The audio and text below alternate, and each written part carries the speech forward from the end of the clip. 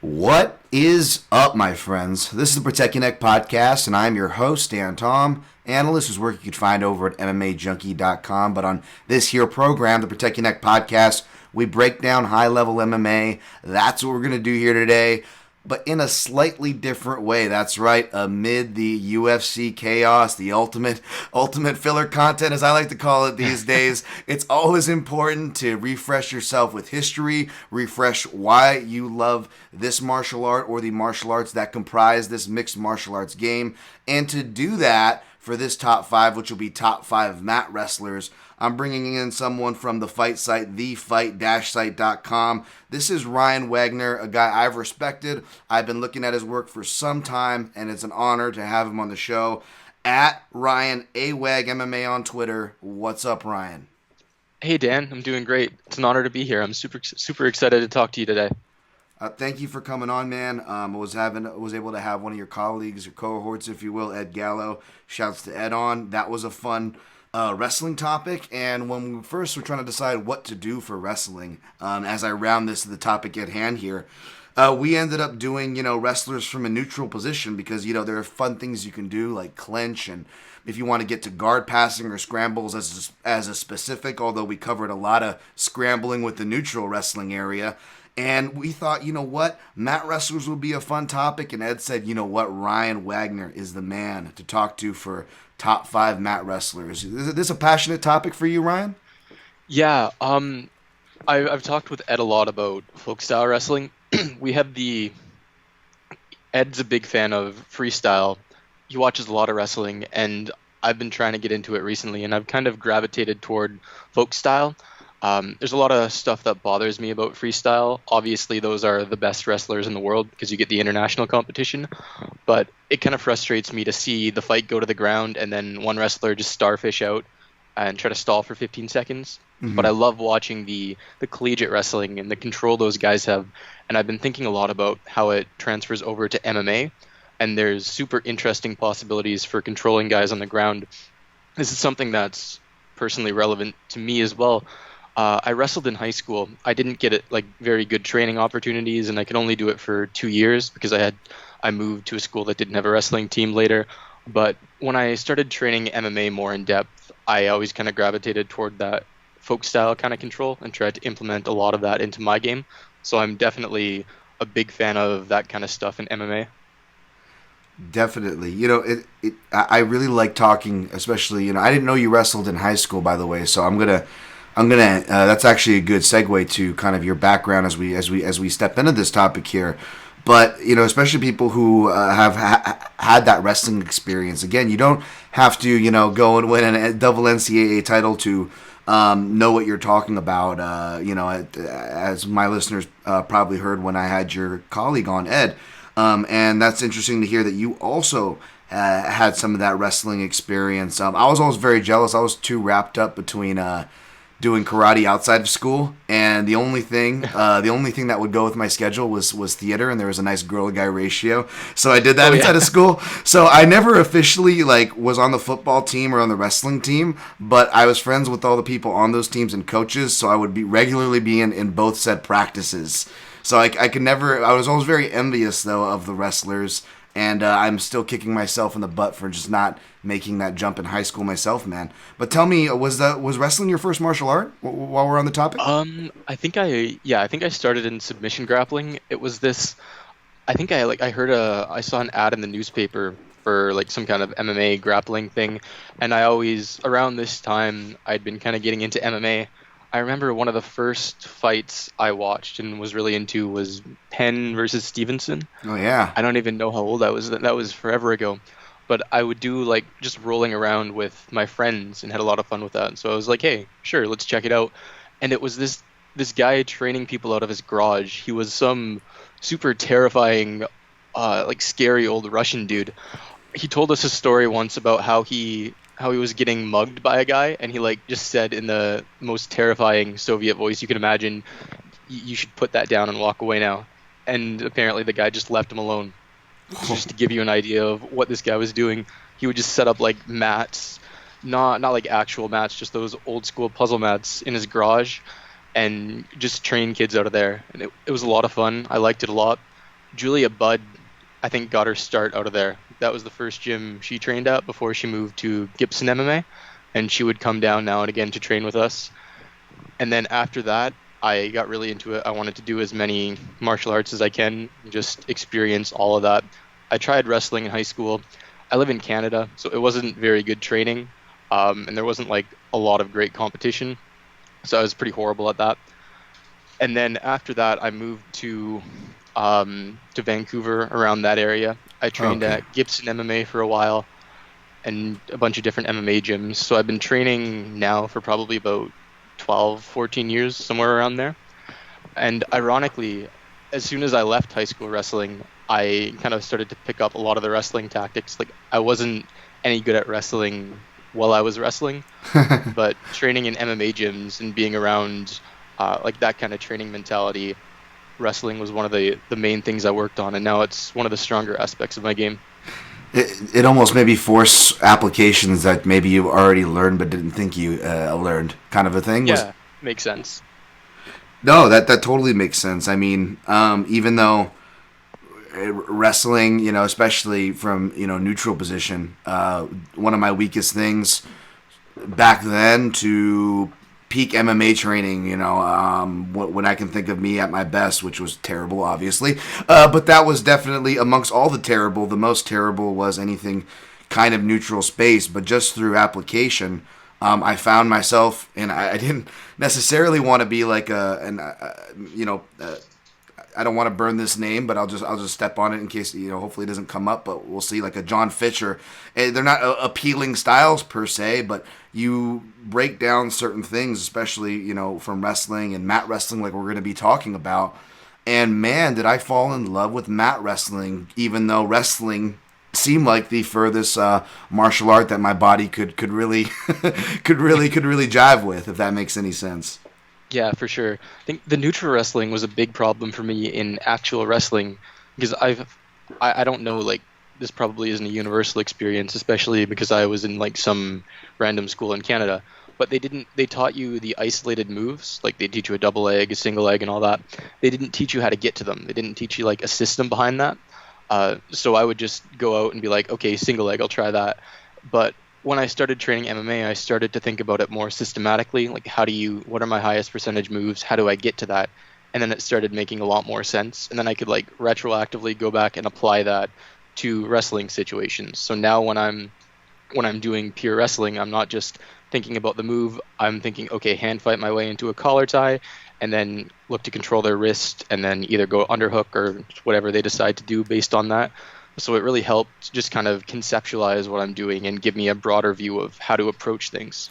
That makes sense, and that right there is I mean, obviously it's always easier said than done.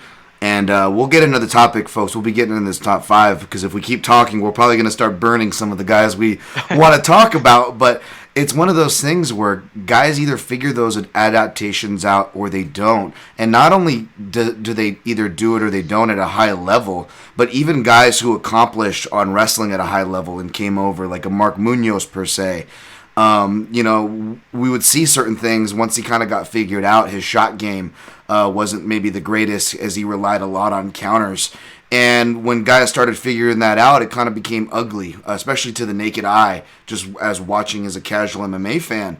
But when you understand wrestling more and how certain guys are wired, you can see that, ooh, yeah, I could see a lot of guys, even being high level, falling into those traps if they're always depending on perhaps countering and then they don't have the striking game to compensate and stack those chips in their favor, if that makes sense. Yeah, absolutely. But yeah, we're definitely gonna get in. This will also be a good opportunity to talk about some of obviously our favorite fighters, our favorite grapplers, or maybe, and we'll get to them, but maybe some cases maybe they're not our favorite fighters, but you just really can't deny them for this list. And maybe there's some of those picks for either me or Ryan, if you get what I'm saying. But thank you guys for joining us. This is again the Protect Your Neck podcast, top 5 mat wrestlers in MMA, joined with Ryan Wagner from the Fight Site, which, of course, go check out all their content over there, thefight-site.com. I don't mind giving plugs for other things, especially if they're genuinely good things that I genuinely like. So let's go forward, shall we? So, top five mat wrestlers. Basically, there's no hard rules to this podcast. Like I explained to Ryan, like my listeners know. But let's kind of talk rough context here. Again, with neutral wrestlers, scrambling was a big part of it. For example, mat wrestling, guard passing is definitely a part that I am not gonna hold against you or anybody. I believe it's a part of what we're talking about, Ryan. But let me just say, just for me trying to think ahead in case I do a top five guard passers, let's just say that the people I selected, though they could be on that list as well, their guard passing ability wasn't a hinging topic for me, if that makes sense. Yeah, for sure. It's the same for me. The ones I picked, some of them are great guard passers, but in a way that facilitates and combines with their wrestling. Absolutely. So I'm not denying it, and neither is Ryan. We're on the same page there. It is a part of the topic.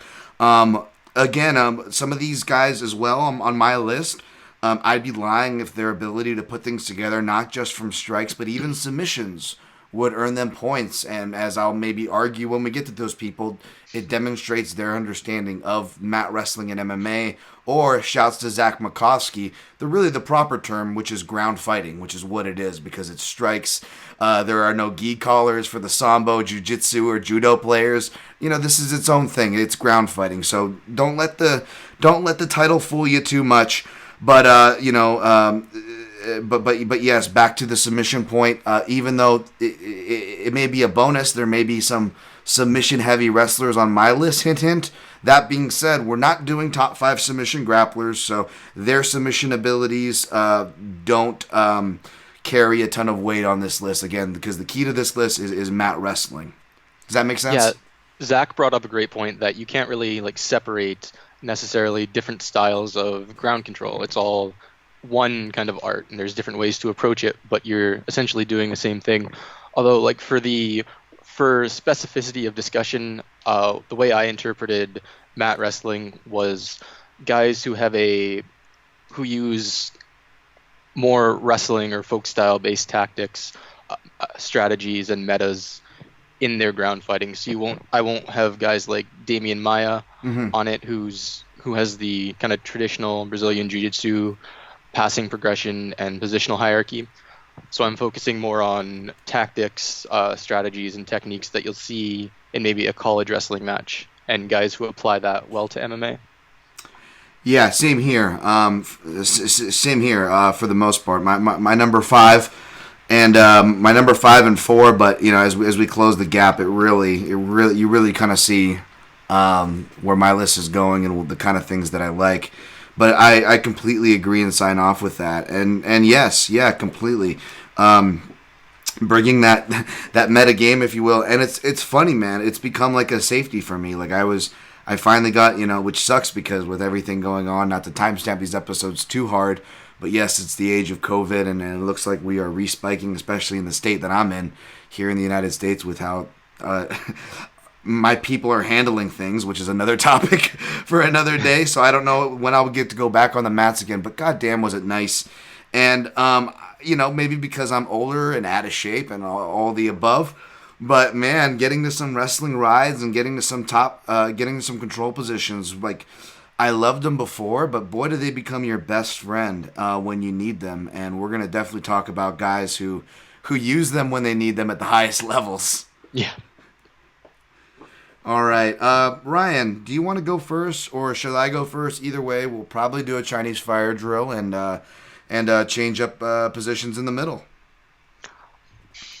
Okay, I'll go first. All right, number 5 for Ryan. Who ended up making your number 5 spot?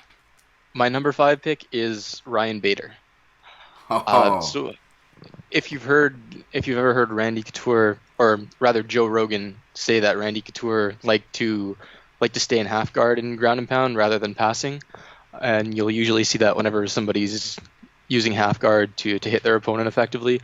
Bader does this a lot. He'll look to put himself in half guard rather than passing to side control, because it lets you sit on the leg and pin it, and then obviously, while you're pinning the leg, the opponent's base is compromised, and it's a lot easier to strike. Whereas if you're in side control, their hips are free, and they can maybe move more effectively. When he's in half guard and his opponent tries to escape, they'll usually turn into him, and then he'll either use head position to force them back down, or he'll enter into a wrist ride.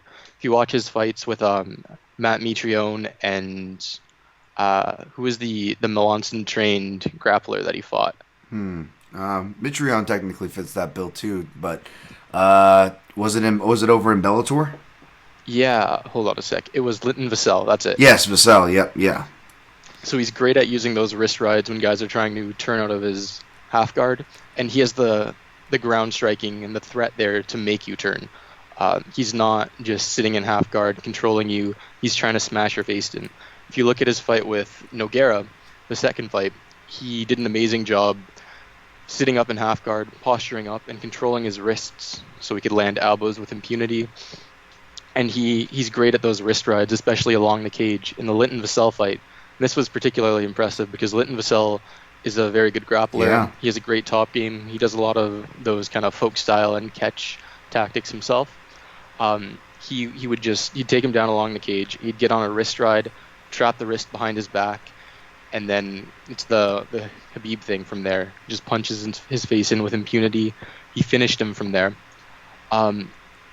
Bader does a lot of really unique stuff too that I haven't really seen from too many other guys, and it's only recently that he's kind of adapted these folk style tactics into his game. I seem to remember before around the second Nogueira fight, that was when I first noticed how good and how beautiful, if you'll permit that, his riding game got. In the Mitrione fight, he was using a leg drag position, which is where typically in jiu-jitsu it'll come up when you, hard to describe, but you throw their leg aside and then you end up with a position where you're pinning their bottom leg down, and your hip is kind of forcing their top leg across their body. So their hips are flattened out, their spine is disconnected from their hip, and they can't really get any leverage to turn or push you off. So he would go to a leg drag on Mitrione, either when Mitrione tried to roll into a leg entanglement himself, or when he broke him down from a quad pod. And then he'd use that to transition to an Iowa ride. So he'd be sitting on the bottom leg, punching him in the face. It would force Mitrione to turn and expose his back to try to get up. And then from there, Ryan Bader he'd barely have to move at all. He'd just slip his ankle underneath Mitrione's shin as he turned and be right into an Iowa ride where his leg was pinning the near side leg of Mitrione's down. And from there, he could smash him in the face very effectively. Another thing I love that he was doing in that fight was the way he was breaking him down from all fours. If you're getting up, especially from a wrestling ride, you have to build your base up first. You have to post on your hands and on your knees, and he would attack the post very well. He would control a wrist and then put his head kind of in the crook of the armpit, put his near side leg on Mitrione's to block that, and then use the head pressure in the armpit to break his leg down and his arm. He does a really good job shelving legs when he has guys in kind of a guard position against the cage. They're trying to push off his hips. He'll take the leg and pick it up a little bit and then just elevate his own knee so that their leg is sitting atop his knee and it's not connected to the ground. So yeah, I've been really impressed with Ryan Bader's riding game recently, and especially a big thing when I was considering who to pick was the competition they beat. And although I don't rate heavyweights and light heavyweight as much as high as smaller divisions, Linton Vassell is a genuinely great grappler, and Bader being able to just squash him the way he did is super impressive. Absolutely. I like the description on that, almost like head in the hole variation. Bader can go to, and his riding in general, it's really high percentage. He was really close to making the list, and you definitely could argue, especially again, with maybe who I end up going with the slot. But Bader was definitely up there. He's got the H next to his name, which means honorable mention, which means close to making the list. And when I write up Bader on his rides, I don't get into even that much detail, which was great. But I always use this term, and it's stuck in my head from his early days, and I'll talk about his more recent improvements in a second.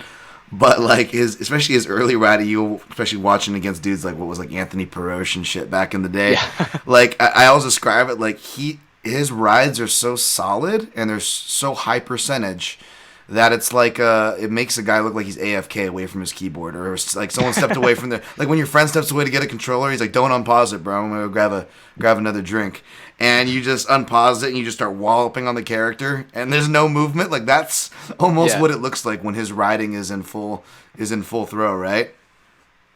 Yeah, that's an excellent description. He tried to hammerlock Nogueira. I have no choice but to stand. Oh yes, absolutely. Hammerlocks are the amazing. Yes, absolutely.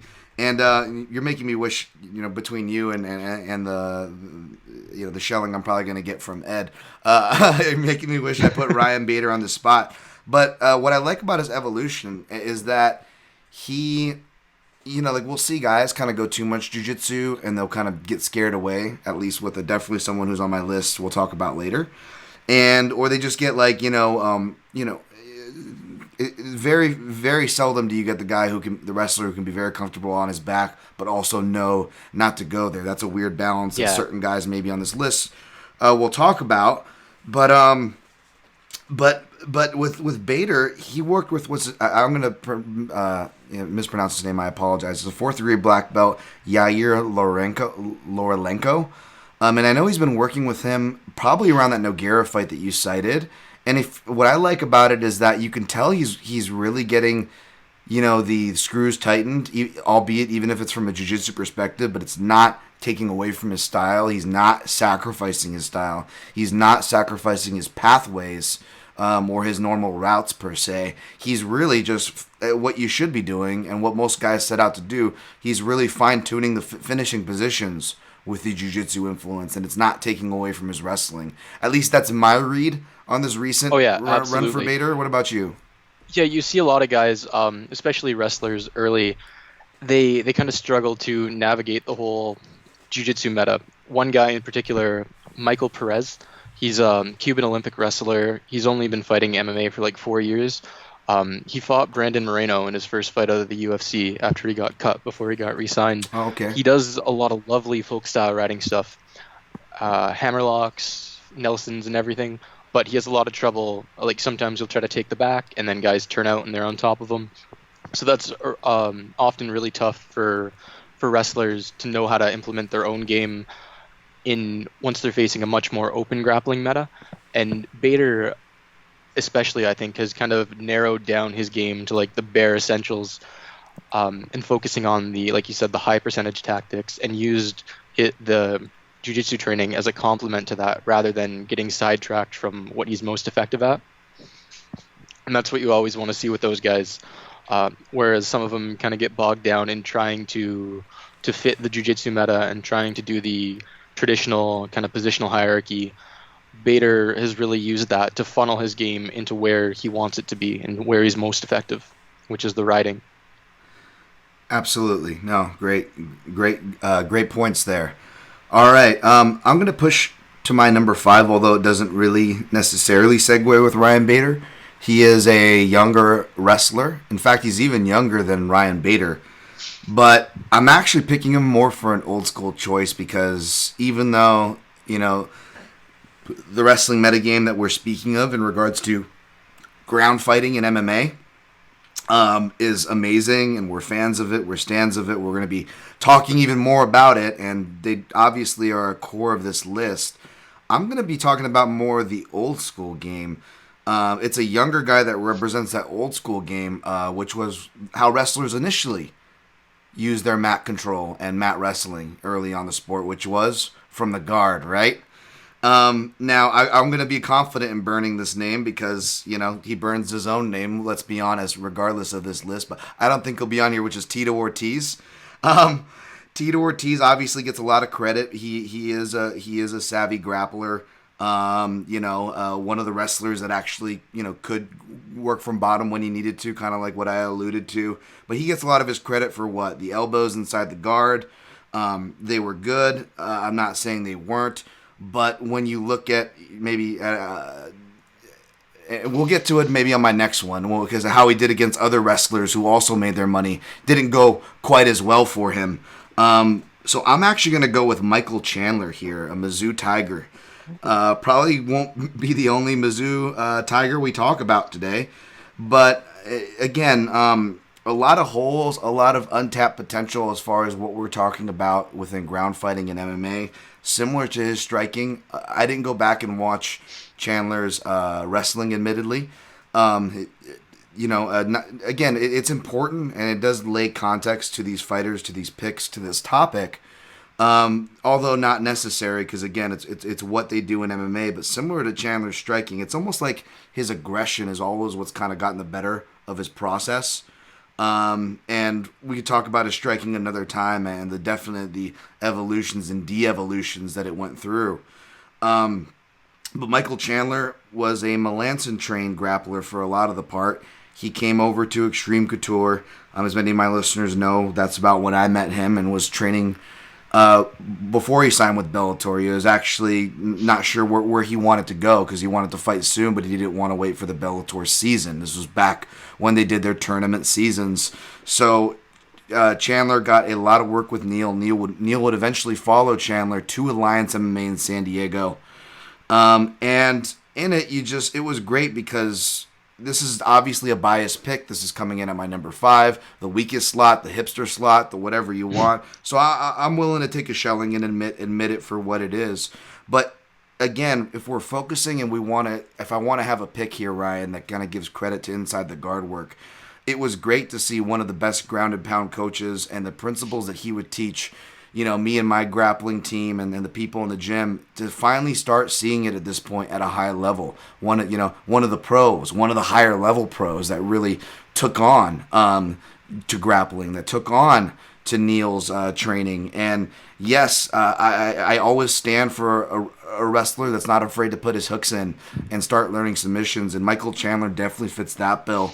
But it wasn't so much that earns him on the list. It was the fact that he understood shoulder pressures, head pressures, and when he was inside the guard, especially when you go back to certain matches, you'll hear Neil's voice from the corner, all the way in, all the way out. It is such a basic concept in both striking and particularly ground and pound, where it's really pliable and important and high percentage, but it's not necessarily emphasized or shown enough, much less accompanied with the hip position and hand fighting. Like, there's very little things that he does, not even just posture, keeping postured all the way in, all the way out, always fighting hands because he knew that was going to set up punches and elbows over the top. If you ever see someone overhook Michael Chandler, if they get him in a full guard and they overhook, he does the rule of thumb that most people don't do. I still have yet to hear a commentator for any organization hit this rule of thumb. Grapplers, if you're listening, if you're on top position, someone overhooks you, tries to start working their high guard or rubber guard, you put your forehead to the same side as the overhook. Me and Ed stand about head posts and how useful they are. You don't even have to be threatened to be swept to use that head post. In fact, posting your head will shut down said threats before they even get there. It'll allow you to re-swim your hand to go right back to inside bicep control. Then you can remove your head and you have pathways for punches and elbows, baby. And even just small details that you can't see that I was taught particularly by Mike because I could feel it. I'm like, what are you doing different? Forget the wrestling pressure, forget the hand stuff that I was talking about, the head position. Even just where he put where his hips connected to your hips when he is inside the guard, I will try to almost imitate the same thing where my upper inner thighs, that nice fatty juicy part of the upper inner thighs, folks, you almost want that clamping on the side of their ass where the ass meets the hip if you're on top inside someone's guard. And people will feel that. That does not feel good. You do not. If you're someone who's really good with your hips from guard, you like to elevate your hips, is what you should be doing, creating space and looking for angles. That even just clamping notion of the inner thighs and the riding and resting and just brooding over your opponent, like, that is Mike Chandler 101, Neil Melanson 101 ground and pound. And it's not an elegant, it's definitely an older form, a tactic of mat wrestling that we see used in MMA, whether we're talking the meta game or not. But it's something that I had to give some shine and some highlight to, and ended up choosing Mike Chandler to do so, Ryan. Yeah, for sure. I can definitely see Chandler there. And like you said, the big thing that stands out in regards to Chandler for me is his posture and guard. He was pretty much unshakable. He fought a lot of great grapplers, Henderson, Yamauchi, Primus, and he basically had his way with them on the ground. It's been a while since I've watched too many Chandler fights, but one that stands out in my mind is him destroying Dave Rickles on the ground. Mm-hmm.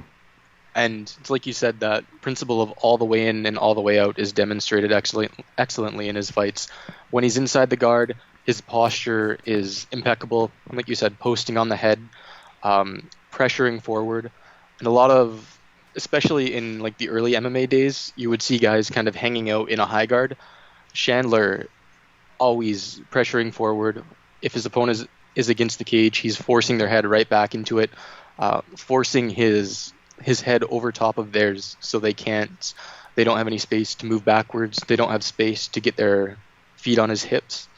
And then when he's ready to strike, he either postures up in the guard, keeps his frames, keeps his hips and shoulders aligned, and drops bombs, or he gets all the way out, controls the leg, stands out of the guard, and then uses the grip on the leg to strike in. I think that's how he finished Dave Rickles. He kind of like approached the guard from outside and then punched his way in, controlling the legs.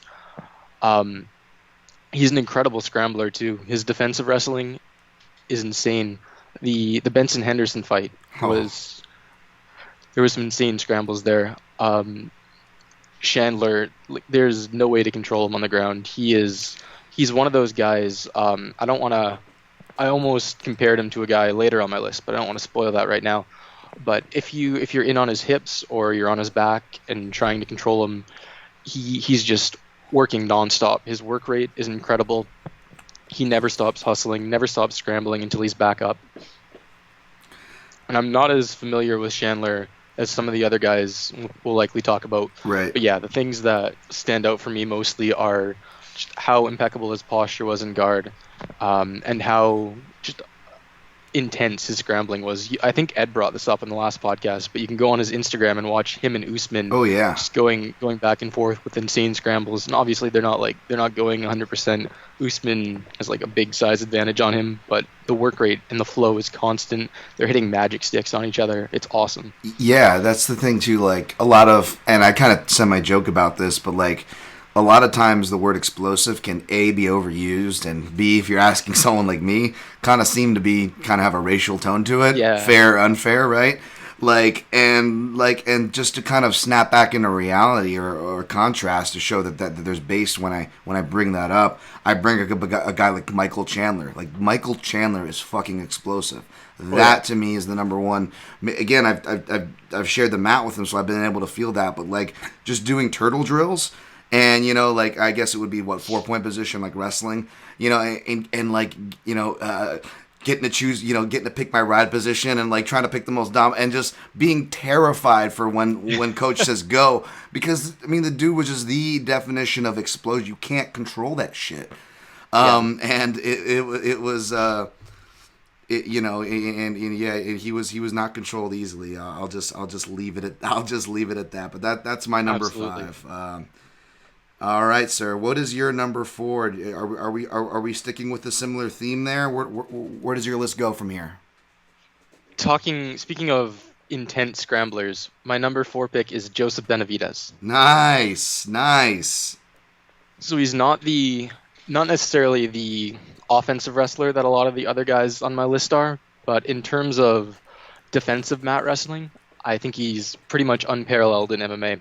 His scrambling is whenever you say scrambling in MMA, the first name that pops into my mind is always Joseph Benavidez. I think he was one of the first guys to kind of demonstrate how effective a wrestling-focused bottom game is for MMA.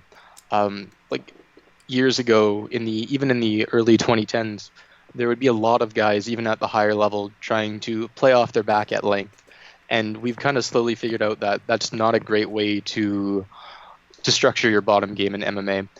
There's 5-minute rounds. You don't get time to consolidate a position in guard and set traps that you'd like, and it's a mechanically weaker position with punches than it is obviously in pure grappling.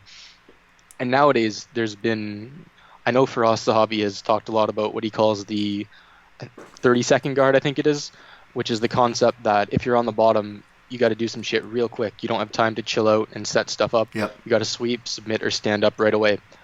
And now, when we look at the bottom game at a high level in MMA, the meta is much more geared towards getting up, wrestling out, rather than trying to play guard, put your feet on the hips and all that. And Joseph Benavidez, like I said, is one of the first guys to demonstrate how effective that can be and how to do that at a high level. His bottom game was focused on bellying down and building up his base as soon as possible. He didn't hang out in guard when he didn't have to. He didn't want to be playing off his back. And one of the problems with that, if you're going to play the wrestling bottom game and you're going to respond to a top player by trying to belly down, build up your base, and fight grips, is that you're exposing your back. And especially more BJJ-focused guys can try to get their hooks in and control you there. Benavidez was absolutely incredible at avoiding back takes. Just unbelievable. If you watch the second UCA Formiga fight, and Formiga is a back-taking specialist, he's a Nova União, one of their premier MMA grapplers. They were always great at that, at taking the back and forcing guys to expose their back. And Formiga is incredible at it. He hit, on Zack Makovski, he hit one of the sickest back takes I've ever seen in MMA. Like where he slipped outside a straight left and then kind of pivoted around to the clinch and then hit that Vieira roll on him to take the back. It's just amazing. Every time he tries to take Benavidez's back, it's like 2.5 seconds and Benavidez is out. As soon as somebody even thinks about getting a hook in on him, he's rolling to the opposite side and trying to glue his hips and shoulders to the mat. And he'll look to kind of create like an almost leg entanglement situation where it looks like he's rolling for a knee bar, but he wants to turn into them, and he'll hook the leg. Against Formiga, he ended up in kind of like a reverse half guard situation, and then he was able to scramble out back to his feet. He's done this in a lot of his fights. He does the same thing when anybody tries to take his back. He rolls, glues his hips and shoulders to the mat, and then works to turn into them and elevate that leg. There was some in I know one was the Ian McCall fight, but the way he peels hooks off, it looks like hips aren't supposed to work like that. Like the way he elevates his hip so high and at an angle that they can't latch onto it with the back of their shin where you would get a hook in. He just contorts his hip and peels that hook off. It's insane. One of the other things about Benavidez that stands out to me in terms of his conceptual grappling is that he showed how a strong front headlock can be used to support takedown defense. A lot of guys will try to guillotine in response to a takedown. If you look at Poirier's fights with Dan Hooker and Habib, it goes to that guillotine over and over again. Mm-hmm. Benavidez really showed how you can use a front headlock to support strong takedown defense without sacrificing position and going to your back. He'll use the guillotine threat to stop takedowns and control his opponents with a front headlock, but rather than pulling guard, he'll look to turn them and come on top. And then once he's on top, he tries to hook a leg. So if the opponent escapes, he's in strong position to consolidate that rather than getting in another scramble. His guillotine against Tim Elliott was one of my favorites I've ever seen in MMA. He was working on that. First, he got I think he escaped the back, or he escaped from bottom or something, and they ended up in a scramble where he got the front headlock. He uses it to turn Tim Elliott to his back, and he's in half guard, controlling that head with one hand. And then he holds that grip for like 45 seconds or something. First, he's trying to pass the half guard. He gets an underhook with his other hand to control him and flatten his hips out. He eventually gets to side control. He's still holding the one hand behind the head, and then he steps over and ends up with both arms trapped. And then he finally locks his hands together. So that one grip behind the head with his hand, he kept that for like 45 seconds, methodically setting up the guillotine, doing other things with his opposite hand to set it up. Yep. In the Zack Makovski fight, he kept using the front headlock to enter into elevator sweeps. Zack would get in on a leg, or he'd pick up a single or double leg, and then try to duck around to the back. And Benavidez would be holding that guillotine grip. And usually when you see guys with the front headlock and the opponent starts ducking around to the back, they're about to get their back taken. But instead of trying to hold it there for too long and ending up with Makovski on his back, he would use it to push Makovski a little bit towards his opposite arm. It's hard to explain, but it would create just enough space for him to turn back and slip in an elevator. Then he goes to his back, kicks Makovski over his hips, and scrambles up back to his feet. Yep. That front headlock was a staple of his game for so long. He uses it to pin guys in half guard and side control. He did that to, obviously, Elliott. He kept Moraga flattened out in side control a long time with that headlock grip. He cradles off of it. He cradled Dustin Ortiz off a front headlock in their fight. That was an incredible fight, by the way. Dustin Ortiz deserves a shout-out as an honorable mention there. One of the best wrestling matches in MMA. Just incredible folk-style scrambles all over the place. I love it. I love that he attaches the he'll do the cow catcher assist for that guillotine threat, and when he turns guys over like in the half or side, and that's just something that like it's always there, but like off so many variations, whether it's standing, dropping, or someone's turtle, and you're gonna try to like do that arm in like boa choke that like I think was it. Ricardo Lamas, I think, hit it. A bunch of people have hit it before, but like when these things fail, the guillotine hand itself or your free hand can go to almost that cow catcher assist and hook the fighter under their shoulder and just turn them, spin them. And Benavidez is so good at that. I'm picturing it as you're explaining it, and I love that. Yeah, that Tim Elliott, that's one of my favorite setups too. I absolutely love it. The only reason why Benavidez is not on this list, and I'm a Benavidez stan for sure, is just because I feel like he could be number one for scrambling, for what you're saying, especially with like how high a regard I hold guys like Formiga or Makovski. Not that MMA math is like part of my critical thinking or most, nor should it be, but there's a respectable MMA math there that I think a lot of us can get. And what you said, that detail of hooking the leg or elevating the leg, which is kind of the key, right? And I love it so much, and you really see that in the Formiga scramble, because obviously Formiga, one of the best back takers he's fought, one of the best back takers in any division regardless, just showing how important hooking a leg is, just like you always say, when in doubt, grab a wrist. Well, hooking a leg or elevating a leg doesn't hurt either, especially in those positions. And you just see it completely shut down the back take and the scramble plan B for Formiga just by hooking that leg. It's so key. Yeah, his scrambling was just unbelievable. He was amazing at using momentum in scrambles, both creating opportunities to use momentum and just going with his opponents and using it against them.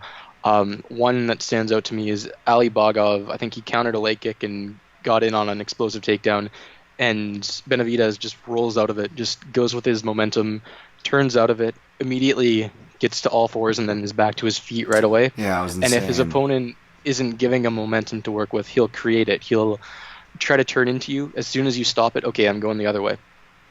And he's incredible at re-countering his opponent's counters. This is especially prominent in both the Dustin Ortiz fights. He'll be in a front headlock, and Ortiz will either try to like sucker drag him out one side or peek out the other side, and he doesn't get anywhere with it because Benavidez immediately realizes what he's doing and counters it right away.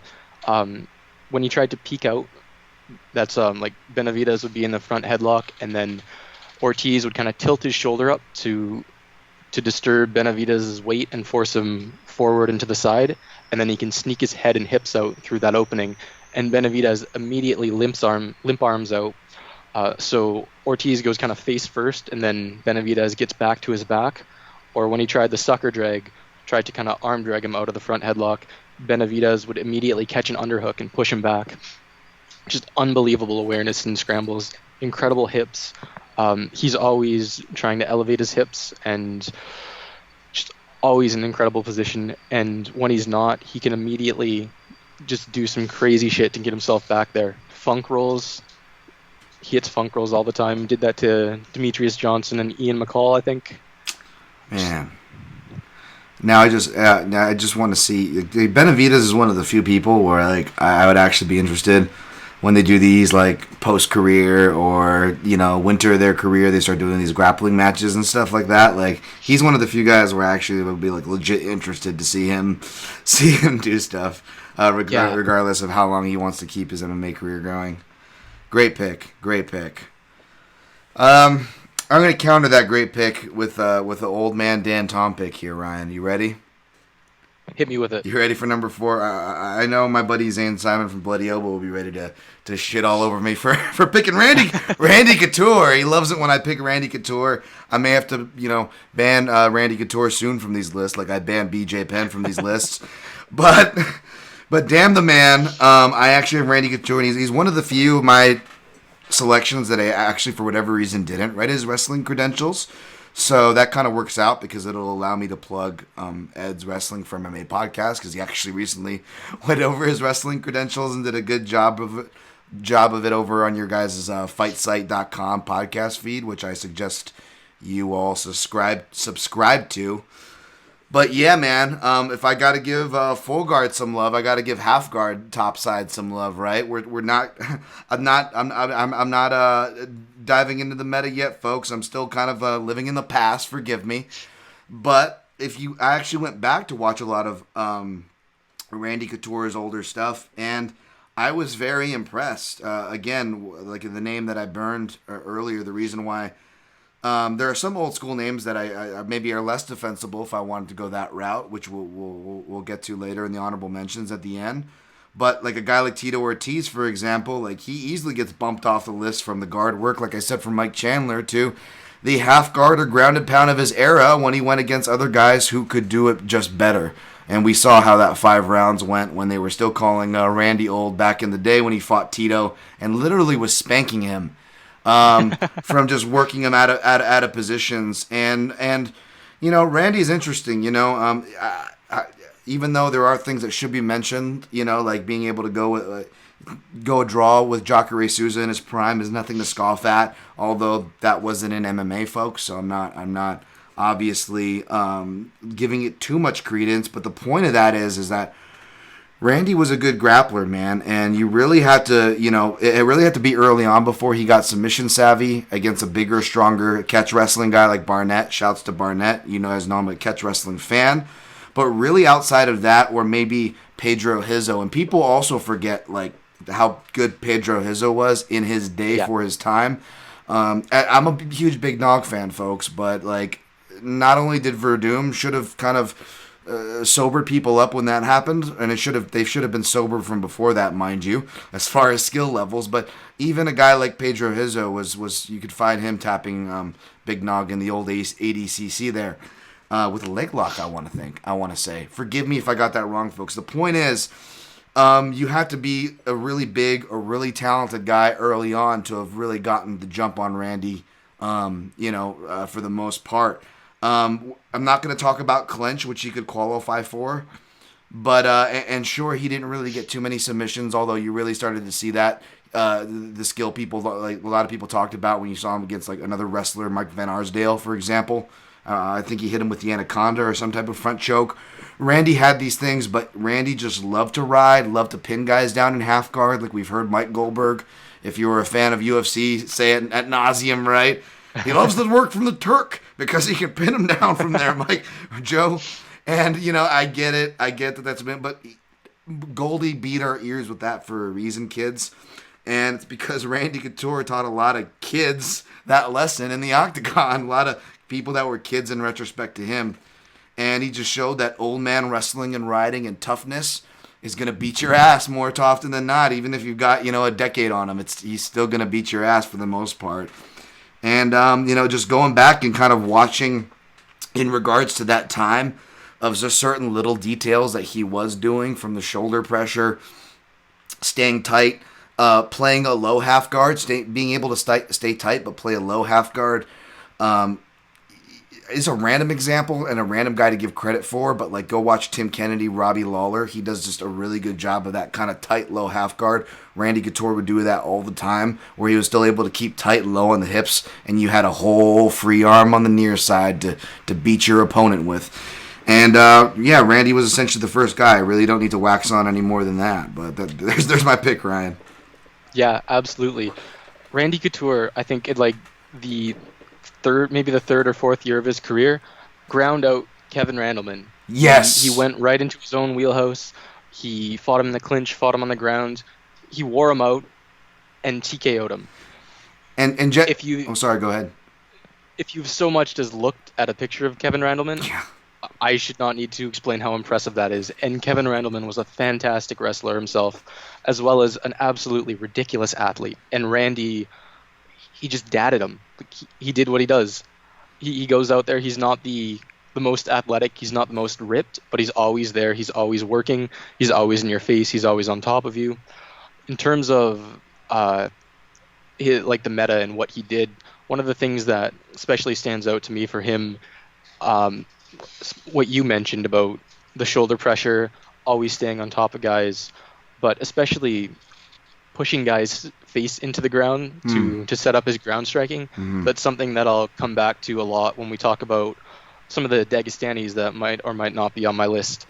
But nowadays you kind of see a lot of much more transitional meta in terms of ground and pound, where guys might not look to lock down position as much, but want to create space so they can punch. Couture did a great job of kind of running the balance between controlling guys and also being able to smash their faces in on top.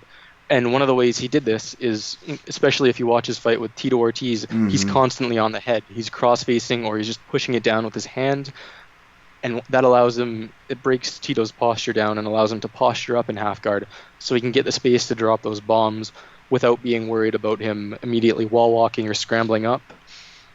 Perfect example there, right? That fight in particular, when I did a half guard thread, when it came to the Randy Couture section of it, I used that fight, and you see him, using the shoulder pressure to kind of steer Tito's head. Tito perhaps could have been working to a turtle, like most guys do to use the fence to stand, but using the shoulder pressure to re-steer the head and kind of, especially with Tito's head, that bald head, it was like it looked like a cheese grater, like he was running a cheese through a cheese grater. The way you use the shoulder pressure to just steer that big head back into the cage and into the uncomfortable spot to pin his head, like you said, Ryan, and just smash from there. Perfectly put. And that Kevin Randleman fight, I went back to watch that recently, and it's like, how many times did Randy Couture do this? Everyone remembers the Tim Sylvia and Gabe Gonzagas, which were great to regain the heavyweight title, but like, spoiler alert, I went back to watch Randy versus Vitor 1, which is one of my favorite fights for a top 5 I'm doing for Junkie as far as heavyweight wars go. And, like Vitor is the Brazilian Jiu-Jitsu black belt, right? Who was undefeated at that time, the monster. He had the Mike Tyson No entrance. known weaknesses. No known weaknesses. And Randy Couture beats his ass on his feet and then finishes by mounting the Brazilian Jiu-Jitsu black belt in his own corner. And but because he had like the half guard kind of almost that grounded pound going, that like the metagame we see today almost. But Yeah. Vitor flailed, and Randy was totally okay with riding and flowing with the even back then was comfortable enough to mount. I mean, this is the age where the wrestlers are still wearing shoes in the rings, folks. This is UFC 15. And it was in the Randleman fight, it's great because you have Jeff Blacknick, who I love his commentary because he was obviously, a world-class Olympic winner in wrestling. I'm sorry, I don't have his credentials. I'm not trying to disrespect the guy, but just for the gist of it. So Very good wrestler. Yes, and just really well-spoken. You coined the phrase mixed martial arts, according to many. Just deserves a lot of credit for being a pioneer and promoter of the sport. And I love watching his commentary even for wrestling when I go back to watch old Mendez or old Askren or anyone else. I love hearing Blatnick's voice. And forgive me for not knowing the wrestler, but I wouldn't be able to give context to that era anyway, so it doesn't really matter. But before the Randleman fight, again, Couture's an underdog, not as credentialed wrestler, older guy, not as much knockout power in the feet. How's he going to win this fight? And Blacknick said, hold on. I've seen Couture, win or lose, have his best matches against the toughest guys, hence giving the toughest guys on the wrestling circuit their toughest matches, whether they beat Couture or they didn't, because he could outlast them, especially these really athletic guys. And there's the word again, explosive, but, Randleman does fit that bill, folks. I'm sorry, I'm going to use it there. These athletic and explosive guys. And Blatnick warns everybody in the commentary, and sure enough, he counter wrestles oh my God, Randleman in the first round. But then after Randleman can't get anything going, he takes over the match. Like it's a wrestling match, folks. There was very little striking that. It was really an MMA wrestling match. And he out wrestled the guy that was supposed to be the better athlete, the younger guy, the better credentialed wrestler, and the better fighter. So that was a great shout and great example there to kind of strengthen my pick. Thanks, Ryan. You mentioned about him, like the half guard meta and him kind of kicking that off. There's a lot of things that you see a lot in modern MMA that can be like the modern folk style meta that can be traced back to Randy Couture. He was one of the first to really effectively use wrist rides. Mm-hmm. I remember one sequence from the Tito Ortiz fight. I think it was that fight. He's on a wrist ride, and he like scoops up his near side arm with his legs and is kind of like he's in a crucifix position and starts punching him from there. And then he gets a half Nelson on the other side when Tito tries to turn out. So he ends up in this position where he's got like the near side arm trapped in a crucifix with the legs, and then he's Nelsoning him on the other side and just punching him while he's doing that. And that you didn't see that kind of stuff back then from anybody who wasn't Randy Couture. And if you guys know what you're looking for, you will see Randy do a lot of dirty shit. He is one of the, especially at the time he had this, in his prime still when he was still fighting, he's the Captain America. My name's Randy Couture. And he's got that voice. They got to edit over it because I don't sound menacing enough. Like I'll talk a little shit, okay? But the funny contrast was he was the dirtiest motherfucker on the mat. He would, I learned what checking oil was. Randy Couture's a dude that he will check your oil to get position. For people that don't know what that is, that's inserting your finger into any orifice possible to get a grip. I'll leave it at that. Go look it up. There's Google, folks. And even I think I brought this up to Zane. I got him to laugh at it, and I think he brought it up in another podcast, and it was like crickets because it was one of those things like, what do you say to that? But dude, Randy Couture Randy Couture. If you were in the gym and he had gas, he wasn't gonna hold back. He would call it chemical warfare. He would pin you in a bad position if you he was an ass, man. He'll dig his head into places. He'll dig his forearm. Even if it's just your training partner, And I'm not saying that to character assassinate him. It's just kind of there is this grappling man's mentality. That's kind of on another level that you would imagine a Don Fry manometer, and that was Randy Couture, man. He didn't give two fucks. He was one of the. It's always the old men, dude. They're the dirtiest fucking competitors. It's that old man strength, the old man tactics. I'm sorry if that was an overshare, Ryan, or to the audience, but these, no problem. These are things you need to know about your wholesome heroes, okay? Absolutely. I think there's even a bit it might be his book or it might be an instructional video he did, but I could swear in some media form, he explains how to dig your chin right into the guy's eye. Yes, yep, that's a classic. Oh yeah, absolutely. And it's funny because and Neil had a lot of these kind of similar things because he came from a catch wrestling and from the highest hand school, which was another really tough school of things. So him and Randy really got on, whereas when Neil trained Vitor, let's just say Vitor was a little more delicate. It was more handling the ego, right? It was a different style. Whereas Randy kept Neil around because of there's a certain amount of roughness. There's a reason why they call jiu-jitsu the gentle art, because there's a contrast to that, folks. And I'll just not shitting on jiu-jitsu, but just these are not guys that can dish it out and can't take it. The guys like Randy Couture, they're doing that kind of stuff because they've had it done to them and they expect it to be done to them. Yes. Yeah, it's not just a Mike Goldberg hot word, folks. There is something to the embrace the grind, I know it's been beaten. We're all sick of hearing it. But there is a source to it, and that source is Randy Couture. Let's move on from Randy Couture before I get fucking pummeled here for talking about it too much. Who is your number 3, Ryan? I hope you're going to counter this one with another old man pick, because I'm offering up another Zoomer pick. My number 3 is Ali Bogov. Yes. There he is. Any of your listeners are familiar with me or my work, you knew I wasn't going to come on this podcast about wrestlers and not shout out ACA. So a little bit of background about ACA and Ali Bogov, if you're not familiar with them.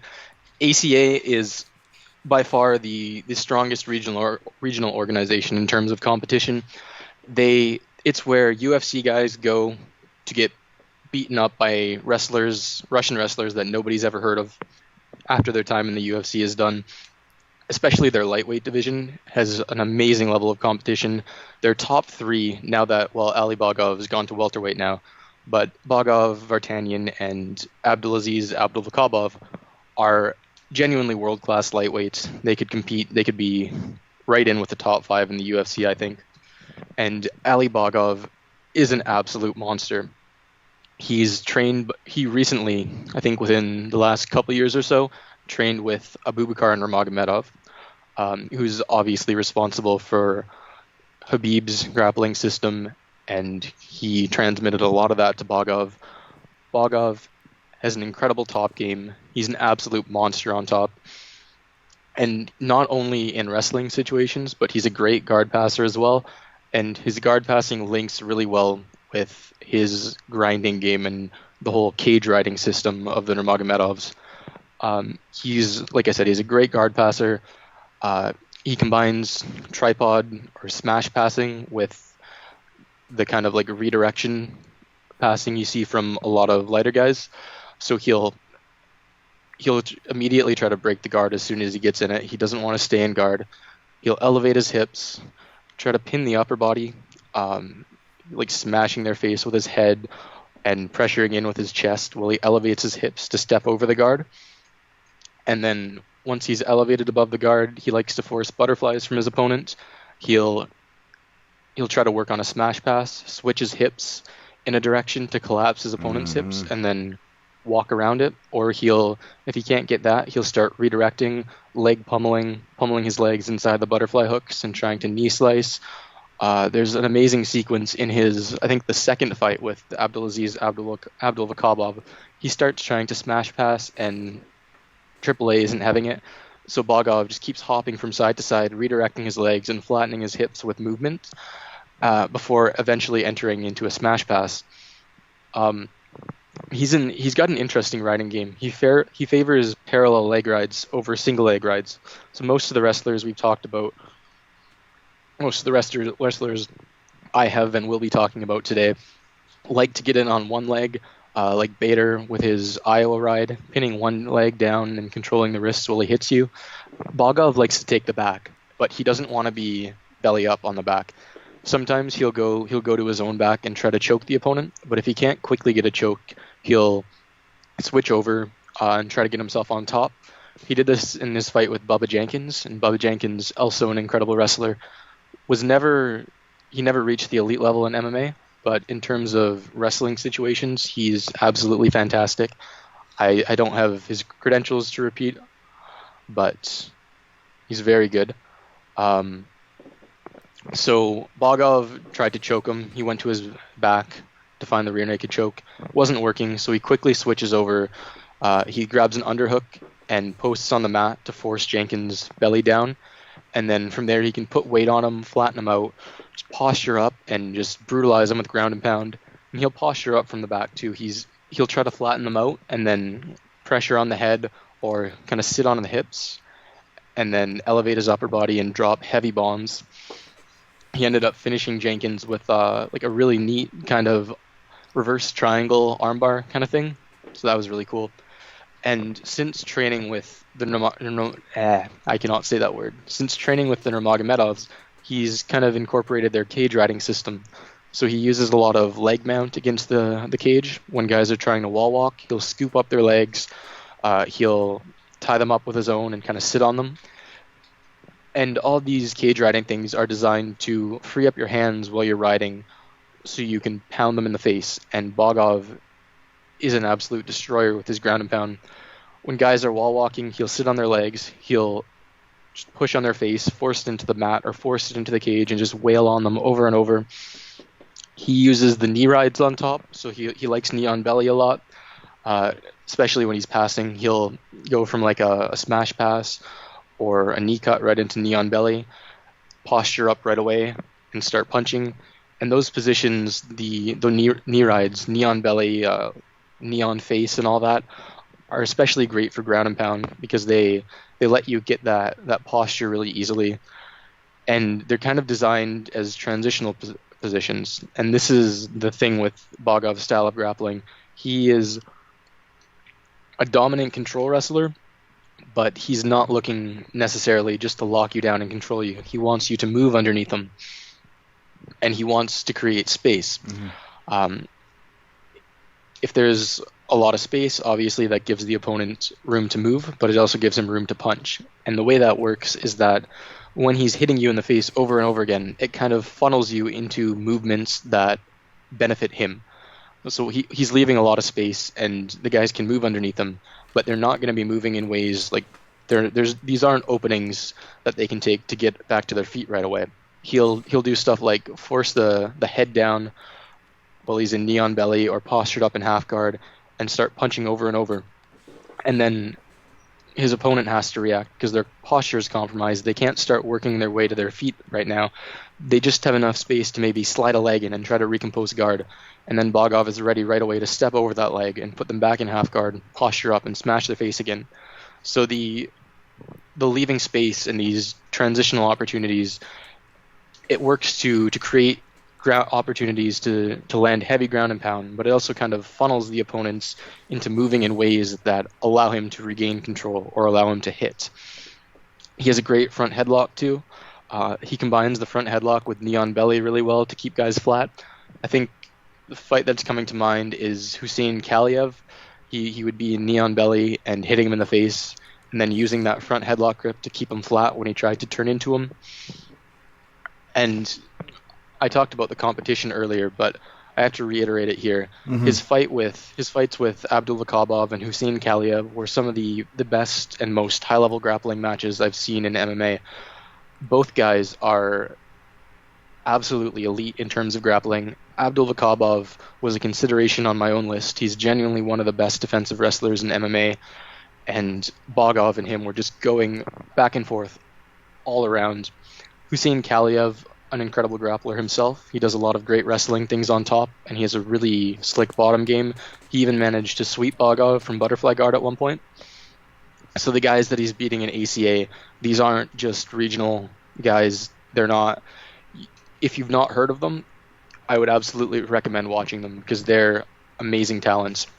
And Bogov is quite good on the bottom himself. He uses butterfly guards really well to come up on takedowns. This is something you'll see from a lot of the Dagestani guys.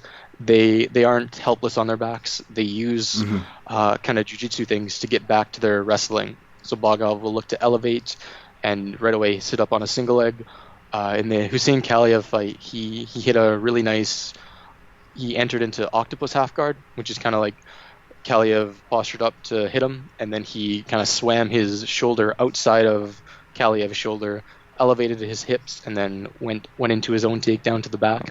Yep. Bogov, absolute monster on top. One of the scariest fighters in MMA. I love those too because the more rounder you are, as I found out, as I've gained weight, that sweep seems to get one of the few things that actually get more effective. But no, obviously that's not the case for Ali. But he is a built man, I guess, is what I'm trying to get at. And I always forget that he's generously listed as 5'9". But like I for whatever reason, I have him shorter in my head. Perhaps maybe it's the muscularity, and I can't remember the Kimura catch that he got against Hussein, how it was set up. But just talking about guys like Abubakar or obviously Khabib, having that offlet of their style and the encouragement, like you spoke of encouraging guys to move underneath you, definitely opens things up. Like, let's just say if they want the more traditional half guard get up with the underhook, or they're trying to underhook from a flattened out half guard position, and we'll see jiu-jitsu guys do it as well. It's not a wrestling thing per se, but when you have those top control wrestlers armed and they know how to rip a Kimura, boy, is that dangerous, especially if you've got the that grappling build and that natural just kind of grappling bulldozer attitude and strength like an Ali Bogov. Yeah, absolutely. No, great pick there. I'm gonna say though, I gotta. It's great because he also made the list in the hipster spot number 5 for Ed for neutral wrestlers, and I feel like now this has to be the running gag. Even if it's obviously they're genuine and well-deserved spots for both Ed's and yours. But like, let's say I have someone else from the fight site for like top 5 spin kicks. I fully expect Ali a fucking Bogov. Ali Bogov. Absolutely. You guys better be dead serious. You better sell it. Like, seriously. No laughter. You have to legitimately try to sell me in the audience. And no. I'll tell you why Ali Bogov is my top 5 for spinning kicks. I don't think we have top 5 lists that don't include Ali Bogov. Like, that's got to be the rule now. Like, everyone from the fight site that comes on this program has to have Ali Bogov in there. That's going to be the joke now. No, but that's a great shout. This is the most. This is where I would expect him to end up the most, from what I've seen. And now I want to go back and watch that 5-round war and his more recent stuff than his. Because for me, it was. I think I fell off after the Vartanian rematch. And then I kind of that was probably around, what was that, probably, I don't know, around 2017 or so. Yeah, I mean, around 2017 or so, I think I really got away from ACB and ACA, sadly, admittedly so, but so I still have plenty to catch up there. And yeah, I'm gonna go refresh on some Ali Bogov once again. So great number 3 there. So that means it's my number 3 is up. Yes. All right, look at that. I should know. I'm host of the show. All right. So my number 3 is, I don't know. This isn't a hipster pick. This isn't I don't know what kind of pick this would be. You could leave this guy off the list, or you could very easily say he should even be higher, Ryan. And I'm going to go with Ben Askren. I don't know if we have any crossover there, but he is going to be the pick for me. Here, 2-time national champ, 2-time Hodge winner, 4-time NCAA Division I All-American. Of course, the other Mizzou Tiger that I alluded to on this list. Controversial fighter, controversial personality. But as far as style, I can't remember what it was. Maybe it was before he got signed to the UFC. I had to write some kind of article, like a fantasy article, on how he would do against like the best welterweights or like possible opponents for GSP or some kind of a weird angle. But it caused me to go down the Ben Askren rabbit hole, watching all the college matches I could find on him, and even just the college wrestling before I re-dived into the MMA. I found a new appreciation if we're strictly just talking about style. Perhaps because I've got a weird and funky side to myself too. But I couldn't help but notice, like, this guy, even in his college wrestling matches, getting into these, like, almost 50-50 leg entanglements, if you will, but he would have the wherewithal to use it to steer toward a pinning variation, a pinning threat, or just to get, at the very least, a top position out of the equation. And just doing weird things like that, stepping over, not being afraid to give bad positions, working to or from the turtle, breaking guys to or from down, understanding kind of the inner workings of these positions.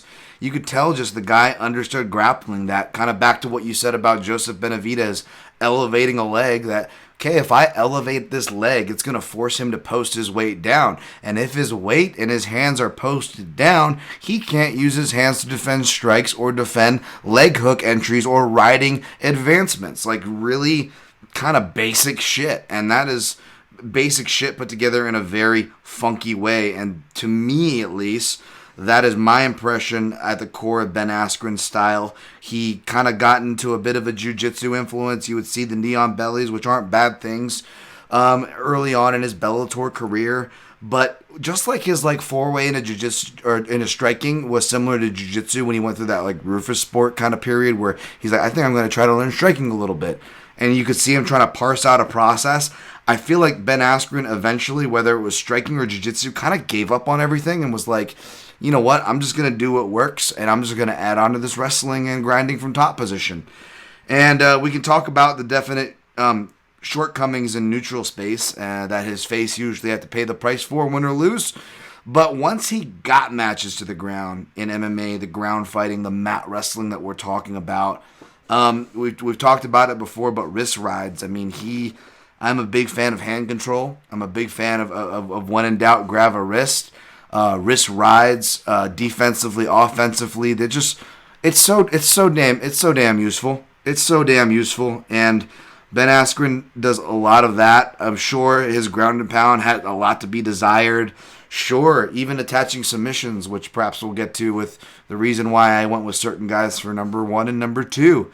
There is a bit to be desired there, which is probably why he falls in the middle. But for a guy with all his shortcomings, almost amplifies the impressiveness of what he did do well. And whether you like the style or not, whether you like him or not, what he did do well and what he made his money off of was mat wrestling. And he had his own funky brand, just like he did in college, like he did in MMA. And I don't know, man. Maybe if a guy that's goofy looking and unathletic looking myself can maybe find that part of Ben Askren endearing. I guess I dare say. And yeah. Again, speaking strictly stylistically perspective here, I can't deny him some shine. He ended up falling in my number 3, Ryan. I'm glad you brought Askren up. He just ended up missing my list. I thought a lot about him, ultimately because I was a little bit more impressed with the competition level of some other people than with Askren. Sure. But he absolutely deserves a spot here. He does so many unique things that I've yet to see from anyone else in MMA. I get a lot of people that talk to me often think I don't like Askren because I spend a lot of my Askren discussing time talking about how I don't maybe think he's at the level that other people think he was, and I was kind of known for naysaying his chances against top UFC fighters, but I genuinely love to watch him. He's one of my favorite grapplers to watch in MMA. The way he applies folk style is just incredible. I've never seen anyone with that advanced a use of wrist rides, and he does such a great job of forcing guys to move in the way he wants them. Like a lot of what he does on top is designed to get you to turtle. He'll threaten you with something inside control. In a way, like he'll go for the arm triangle or something, and he wants you to move out to belly down and then start building up your base, because that's exactly the situation that everything in his game is designed to exploit. He has a great notion of how to stop their first move. So when guys they're on all fours or on their belly and trying to build up their base, immediately, no matter what it is, Askren, if you post up on a wrist, Askren will tie it up, dump you back down, break you down. If you post up on your leg, he goes to a cross body ride. And one of the things I particularly love about him is how he uses that riding in open space. A lot of the more advanced wrestlers in MMA, and especially those that apply those kind of folk style tactics, do it against the cage, and it's great to watch, and an especially unique adaptation to MMA. But Askren's open space riding is pretty much unparalleled. Nobody uses those kind of tactics with the same finesse, the same systematization that Askren does out in the open. I remember him, like, just the way he used the cross body ride on Koreshkov was incredible. He would force him to turtle. As soon as he posts a leg, he like hooks it with one of his leg and sits on it. So Koreshkov ends up, he's not able to get to the quad pod and build his base, so he's kind of in a sitting position with Askren hanging out on that one leg, and then Askren goes behind him and starts tying up the wrist, and Koreshkov just looks like a human pretzel. Like he has no idea what to do with his arms, and every move he makes is just leading him deeper and deeper into a world of shit. Yeah. And yeah, it's amazing to watch. I genuinely love watching Askren on top. No, absolutely, and there's just definitely like this is not a connecting analogies, and there's no real connecting parts, but in spirit, it's like if Eduardo Teles was taken away from jiu-jitsu and was thrown into the Midwest and he had to wrestle. Because there's a certain backwards thinking as well that comes with the comfortability that Askren may accept in certain positions that others, whether we're talking wrestling or MMA, may not. And yet he thrives. And like you said, because he's so good at encouraging where the action is going to go. Whether it's through traditional shoulder pressures or non-traditional pressures. He's good at encouraging, and if you're going to be someone who encourages, then yeah, you better understand human bodies and grappling really well, and you can just tell he's got an intense understanding of what the butterfly effect of movements between two people. What one movement will cause the grander scale. He understands that. I get this sense when I'm watching Askren of first of all, what the fuck is he doing? But also, why isn't everyone doing this? Yes, yeah, absolutely. And like so many of the things that he's brought over from folk style that are unique to him, that even the other high level wrestlers in MMA aren't really doing, are so perfectly adapted to the MMA top game meta. And that, like, my interest in Askren is like 50-50 because of the fighter he is, and 50% because I want guys who are more well-rounded fighters, who are more familiar with the MMA metagame, who can kind of build that into a system that is more consistently successful at the elite level, to look at those tactics and see what he's doing and adapt them to a more complete game. 100%. He also used the claw ride in MMA a lot, which is something I really love and something that you don't see much from other guys. Which ride? The claw ride. Claw ride. When you so it's kind of like an arm triangle from the back. He grips under their armpit and around their head. Yes, and you use that to turn guys. Yeah, absolutely. Yeah, no. I had a discussion about the variations of that, and then I was, I'll go to that naturally, and then the threats that it opens up, and then I was having a guy making me pay for it, and this was like both the brown belts and black belt level dudes. So I was like, I didn't want to commit. So I went through the variation of the other side where you're kind of almost like coming up like a quarter Nelson kind of ish variation, and you're just driving their head into the mat. Just like, get away from me. I'm just going to ride you, and you smell the mat. Stay the fuck away from my legs. But like, yeah, I love that claw ride. Yeah, I don't see enough of that. Great shout. It's so great for controlling guys in the back too. It's actually, I've seen it kind of more from the jiu-jitsu guys than MMA guys. I know Formiga does a little bit of that, but it's really good when guys are trying to sneak out of back control to either get up to an arm triangle or to use that to kind of pull them back and reorient your hips. Yes, absolutely. All right. Number 2, sir. Who ended up making your number 2 spot? We're high on the list now. Number 2 for me is Kumari Koosman. Nice. So the first thing that's immediately apparent when I watch Koosman fight is that he is just ridiculously strong. He might be like the pound for pound strongest athlete in MMA. Totally. His pressure is just unbelievable. He just breaks guys. He's constantly pushing forward when he's on top. Like we've talked about before with Randy Couture and Chandler. Whenever he's on top, he's always maintaining forward pressure. His hips are almost in front of his opponent's hips. His chest and head will be covering their face, so there's no way to go. If you watch the Dos Anjos fight, it's hard not to feel bad for Dos Anjos because he spends so much of the time like bundled against the cage. Just his hips and his posture absolutely crushed as Koosman's constantly pushing forward. And like he does that, like, so if guys are trying to frame on the legs and push off from guard, or trying to like back their hips out and create space, he's just glued to them. There's absolutely no space. Dos Anjos was constantly trying to do that, building frames, getting his feet on the hips, and that's a great way to escape bottom. It's a very consistent way to stand up in MMA, but he had no success creating space, and Koosman was just constantly on him. What I particularly like about Koosman is his mat return strategy. A lot of guys, when they're on top and their opponent starts wall walking or escaping their hips, they'll immediately go to the back.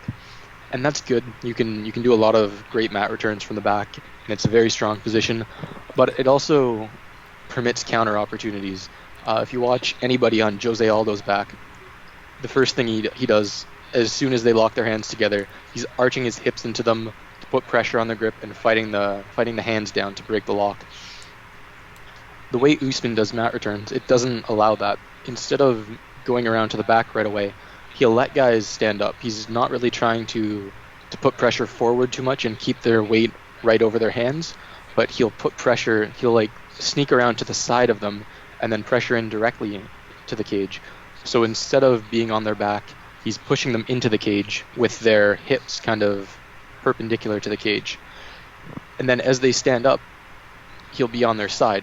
So he's kind of like removed from the direction their hips are facing. So they can't hit back into him and arch their hips and fight the lock because he's not directly behind them. And it hides his grip kind of like Yeah. behind their far hip. So it also makes it harder to turn the hips down or to fight the grip down. And I honestly haven't been able to figure out like how you counter that position, because whenever he gets it on anybody, they immediately go back down to the mat. So he'll get that position where he's pushing them side on into the cage, and then all he has to do is step really deep inside their stance with his inside hip, so his hip is like glued to them, and then he just takes his other leg.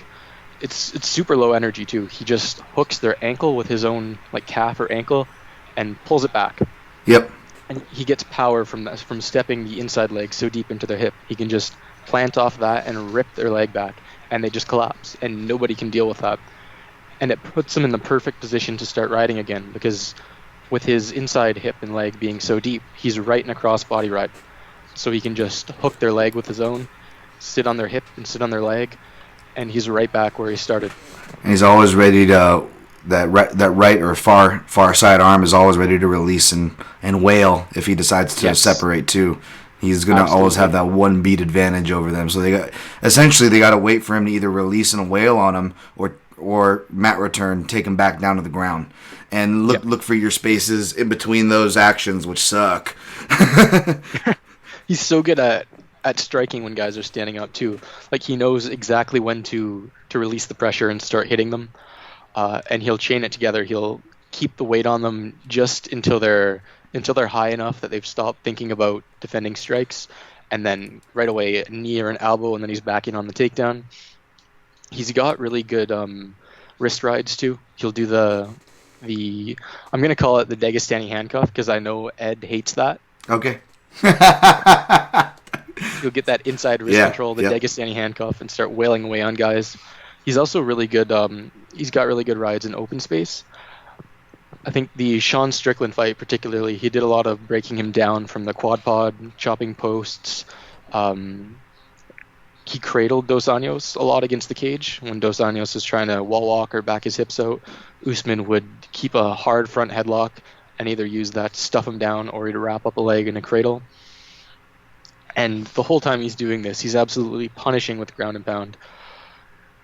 His posture is so great in guard. When he has guys against the cage, he can stand up and they won't be able to budge him at all. He just pressures in, collapses their hips, collapses their frames, and mauls dudes.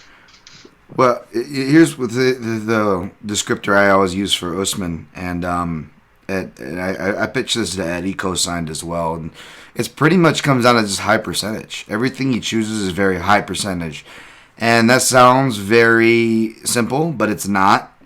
And it's very hard, and it's not as hard as it seems because it doesn't seem as rewarding as what it really is. It's very rewarding, obviously. Look at Usman, look at his body of work, his record, and where he stands, and how he applies himself. Of course it's rewarding.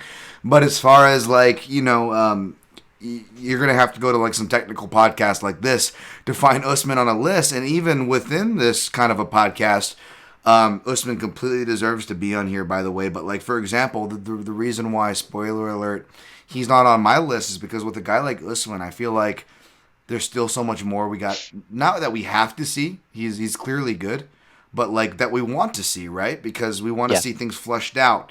We want to see things answered. We want to see things further developed, a further bloom of the rose, how far the wingspan goes, whatever analogy you want to use. I want to see more of it, whereas, like, which is kind of ironic because he's technically ranked higher on the list, but, like, Ryan Bader, for example, is a great analogous in a sense, because in my mind, like, when I'm trying to picture what will Usman look like, I don't want him to get away from the conservativeness because it's really hard to have that that characteristic, A, and B, it serves him well. So I don't want him to, like, turn into the Anthony Pettis of wrestler grapplers or whatever. Like, I'm not saying that, but if I'm looking at a reasonable evolution or a reasonable bar of expectation, I kind of see like a Ryan Bader melding. You know what I'm saying? As far as that goes. And again, no issue with either of their placement on the list. But that's kind of the analogous where I see high percentage choices and just a lot of domination while still having a lot of room and a lot of directions to go. Yeah, for sure. So good pick, a great pick there as far as Usman goes, man. He is hard to deny, and we'd have to talk about him even if he didn't make either of our list. All right, number 2 for me. This is funny because this kind of touches on this theory that I have of like canaries in the coal mine, and that deal, as far as like wrestling goes, and maybe not. I mean, he has used his wrestling in his recent chapter of his career, albeit not as successfully.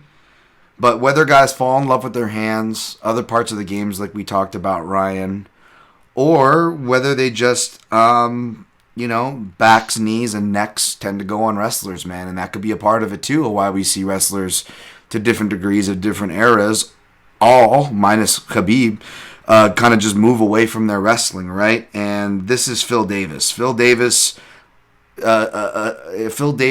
early to mid UFC career, because it was about then where you see a mix of tough matchups stylistically, as well as him trying to develop into some outside kicking striker and all these almost semi-frustrating iterations.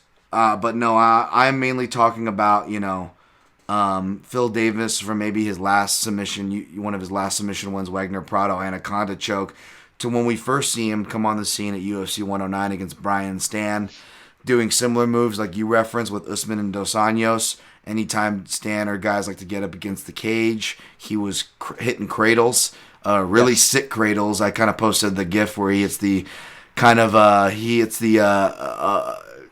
far side cradle variation, puts him down, and then just starts slamming knees into the near-sided rib cage. Just fantastic stuff. Tim Boesch, we would later see, he actually was trying to do it against Rodney Wallace if you go back to that fight, UFC 117. But at UFC 123 against Tim Boesch, we're seeing him do that kind of reach behind one-handed Kimura grip. Rich Castro, shouts to the black belt and longtime training partner I work with. He is a figure four nut on learning on all the different positions you can finish a figure four if you really understand the position.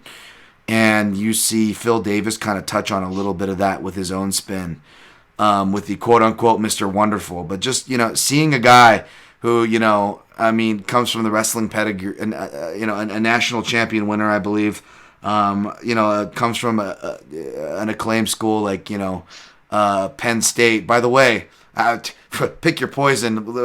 Phil Davis next to Sandusky, probably last guys you want touching you from that school, right?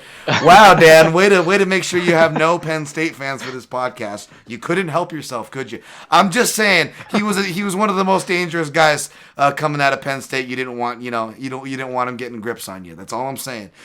Which is true technically. Not wrong. Nittany Lions, man. But no, Jesus Christ, it was just so awkward, by the way, in hindsight, like watching this old footage, and then you're hearing like Goldberg, like, that's right, a lot of greats there, the Nittany Lions, and now he's in hands of another great, Lloyd Irvin, and I'm like, oh boy, none of this is aging well. Wow, way to shit on your pick, Dan, and Phil Davis is a really nice guy. I've actually met him, by the way, so I kind of feel bad here too, just saying all this shit, but yeah, that's, he's my number 2, man, because he was, again, a highly accoladed wrestler, but he wasn't afraid to, go to mount, put hooks in. You were talking about the front headlock beautifully with a couple of guys from Ali Bagoff, and so on, and you look at, Phil Davis and what he was able to do from the front headlock and the kind of the feel that he gets, like the anaconda that he hits on Gustafsson. It wasn't just the anaconda. Phil can finish anacondas and Darce variations from that weird kind of like you're teed off perpendicular, making a T at the top of their head position, because he understood how to use his belly. Using your belly for the threat. Everybody is trying to figure out what's Ben Rothwell's go-go choke, what's the grip like. Dude, there's a billion guillotine grips. People who have been studying the guillotine have known that for years. It almost has very little to do with the grip, unless we're talking about Marcellotine or grips that cut off path of escapes. But if we're talking about front headlock-based chokes, your belly plays so much into it. Whether you're doing the heavyweight lazy man Ben Rothwell go-go choke, or you're spinning around to that teed-off perpendicular spot that you often end up. Phil Davis understood those little nuances of belly, arm across, positioning, getting your belly or your chest, over the head or under the tricep if you're incorporating an arm in choke. Like all these really little things, Phil Davis knew, and I wish he didn't get away from it because he seemed like he was a dude who had the grappling gas tank, who could, go. I know there was, people that could speak better to me on it, like perhaps yourself or Ed even. As far as things that were left to be desired in his neutral wrestling game. But when we talk about submission, striking, flowing through positions, man, did I love watching Phil Davis's game back in the day. And not saying he doesn't do or can't do it anymore when he does elect to turn it on now and later on in his career. He earns a number 2 here. Absolutely. Davis is a great pick there. The thing that comes to mind right away for him, like you were saying with Bader and Usman, everything with him is just so high percentage. He makes the correct decisions in every situation. He doesn't take unnecessary risks, but at the same time, he's always working to improve his position, to use his control to deal damage or to set up a submission. And I really love that point about the front headlock, because this is something that connects so well with both the folk style meta and the MMA grappling meta, but not a lot of wrestlers have been able to use that position to submit effectively, or they aren't really geared towards that. It's not what they're trying to do. And it's great to see someone like Davis using the front headlock for those like chancery chokes, the anacondas, guillotines, and everything. And I remember watching his fight with McGeary when he kept gift wrapping him from mount, taking his wrist across his own face and grabbing it behind the head, and just teeing off with them from there. His wrist rides were so good. He was always on a wrist, usually in an Iowa ride, and then either with an inside wrist control or a cross wrist. His performance against Glover Teixeira was really great, especially against Glover. May not be the most consistent fighter or the most well-rounded or anything, but he's always been a great grappler. Even nowadays, like you saw him squish Misha Serkinov in like half a round in his advanced age, and Davis just had his way with him, just folk styled all over him, wrist rides, Iowa rides, breakdowns from the quad pod, just had his way with him completely. And yeah, that's what stands out to me the most with Davis, is how consistent he was on top. Just always made the right decisions. Once you were underneath him, it was incredibly difficult to get under or to get anything going, because he was always breaking down the wrists as soon as you started posting out. Yep. As far as his getting away from his wrestling, I think the big thing that went wrong for him there was that he never really figured out how to connect it to his striking. I might be wrong, but I think in his collegiate wrestling, he wasn't much of a neutral wrestler, and he was more of a counter wrestler and a rider. Mm-hmm. And in MMA, he was all those, like, he was good in the clinch takedowns, and in like the grindy cage situations where he'd be in on your hips, pressing you to the cage.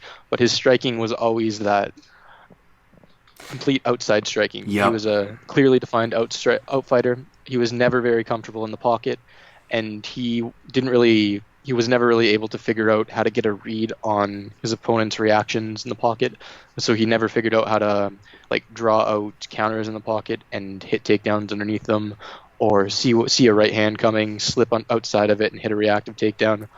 So I think it was kind of unfortunate that it worked out that his style as a striker didn't really work out connected to his grappling. But when he was on top, he was one of the best. Yeah, and it was kind of ironic that him and Rashad's crossing, when you think about it. Like, yeah, we didn't get to see him versus Jones, but we really didn't need to. The matchup he needed to see was Rashad. Because Rashad, who, if in hindsight now you look back at it, he probably was already on his way to declining, even back then. because I believe that was fresh off of the Jones loss, right? And you start to see the decline. Yep. And just, mental and all, right? Because a lot of it was mental as well. And not taking shots on Rashad. But what was Rashad great at that I often give him credit for is when people are bringing up the GSP era of connecting strikes to takedowns, they don't give Rashad enough credit. Yes, absolutely. There was cross-training with those camps at that time with the Jackson and TriStar for one, and Rashad was kind of doing it in a slightly before, but not comparing or slighting GSP was one of my favorites, obviously. But in regards to Phil Davis, was kicking and riding and counter wrestling, and there was this whole transitional neutral wrestling connecting to your striking phase that was missing, and that was Rashad's bread and butter. Throwing a big right hand, but being able to roll. Doing the head movement roll that you're kind of for boxing, you're protecting yourself from the check hook, but he adapted it to. I'm gonna get under the counter hook, sure, but I'm also gonna change my level into a shot. And Rashad had that aspect, and it just him having it, and Phil not completely shut Phil down in that fight. And who knows what it maybe even have done to Phil's confidence if we're doing the whole hindsight, right, with our inspector glasses on here. But I love that you brought up the gift wrap because it's something that you don't see enough, and we talked a lot about the meta game and guys wanting you to get up because they can break down and collapse posts like Ben Askren, right? But Phil almost had a more arguably deeper game as far as the quicksand aspect of that goes, and it would lead to things like gift wraps. And how you get gift wraps a lot, folks. I'm not a good wrestler, I'm not an athlete, and I don't have long limbs, but gift wrapping is something that I and you can get to a lot if you look for certain things. So watch someone who knows what they're doing, like a Phil Davis. Yeah. And essentially, anytime someone reaches across you, you have a gift wrap. I was just talking about Phil understanding as far as chokes go, the importance of getting your chest or your belly, or depending on what the position is, behind the tricep. Well, it's not just for chokes, folks. Even if you're in a top position, you're on top half guard. And a lot of times, if guys are smart, they'll shut down the underhook, get up. From bottom, so it'll force the bottom guy, instead of reaching under on the same side, if he's smart, understands wrist control, he may reach across to get a cross-side wrist position to try to start turtling, basing up, creating a scramble, etc. You will make guys desperate to reach across. And as soon as guys reach across their body, this is a principle I've taught since I was a karate teacher from the 90s, folks, because guess what? It applies to stupid karate, it applies to striking, and it applies to grappling all the same. This is a universal rule of thumb. Whenever someone is reaching across their body, they are weak. Yes. They are weak. That's why there is a weak side to striking. Why is everyone trying to get the angle? Why is all this angle talk, or especially in an open stance matchup? They want to get the outside foot position. They want to get that angle. It's because when you are reaching across your body, you are weak. So anytime someone reaches across their body, if they're on bottom half and you're on top half, collapse your chest. Make it a magnet. Anytime I feel someone reaching across their body, my chest is immediately dropping down onto their elbow or their tricep to pin it. Because as soon as it's pinned across their body, not only are they weak, but with your free hand, and guess what? If you're using your chest properly, folks, you actually have two free hands, which is the beauty. So now you're trapping them in one hand while you still have two free hands. You can reach behind their head, and you know what's going to be there? Their hand, and it's a gift wrap. You can start punching, you can set up your head and arm chokes, and it's a beautiful thing. And Phil Davis, no matter what the position is, he's got that radar. Whenever someone reaches across their body, boom, he's never let a good crisis go to waste, never let a good out of positioning go to waste, and Phil Davis doesn't let it go to waste. Sorry for that rant, just a little detail that I'm like really passionate on that people. Yeah, absolutely. That's a great point. That's something Bader and Davis both do really well. There was a lot of points in the Mitrione fight and the Vassell fight where Bader would, like you mentioned, they'd reach across to fight a wrist or something, and Bader would immediately collapse his torso onto it and start punching him in the face from there. And it works great with that inside wrist control position. If you can get someone with the inside wrist secured, pinned to the cage, and then also collapse your torso and your chest on their shoulder while they're reaching, it basically locks them down. Yeah, and it's just like common sense as far as delegation or dual delegations go. I mean, a lot of the things we're talking about, from head posts to pinning with a torso or chest, is that what are you not using? Your hands. So what remains free to work? Your hands. So you're essentially you're multiplying your limbs. We're only born with two arms, folks. You're not going to change that. But if you can learn to use your head position, kind of like we talked about with Randy Couture before, or your torso or your chest, to take away their limbs, you all of a sudden start going from two arms to two arms to four limbs to one limb. You can really turn the odds if you know what you're doing from just subtle top control. Yeah, absolutely. All right, enough ranting from there. It is number one time. I have a feeling this has been good. I like the balance. We've covered a lot of ground. Somehow there's been no crossover. But I suspected if there was going to be crossover, it may be on number one. So there's almost no point in switching up the order here. Ryan, what did you get for your number one, sir? Are we at the same person?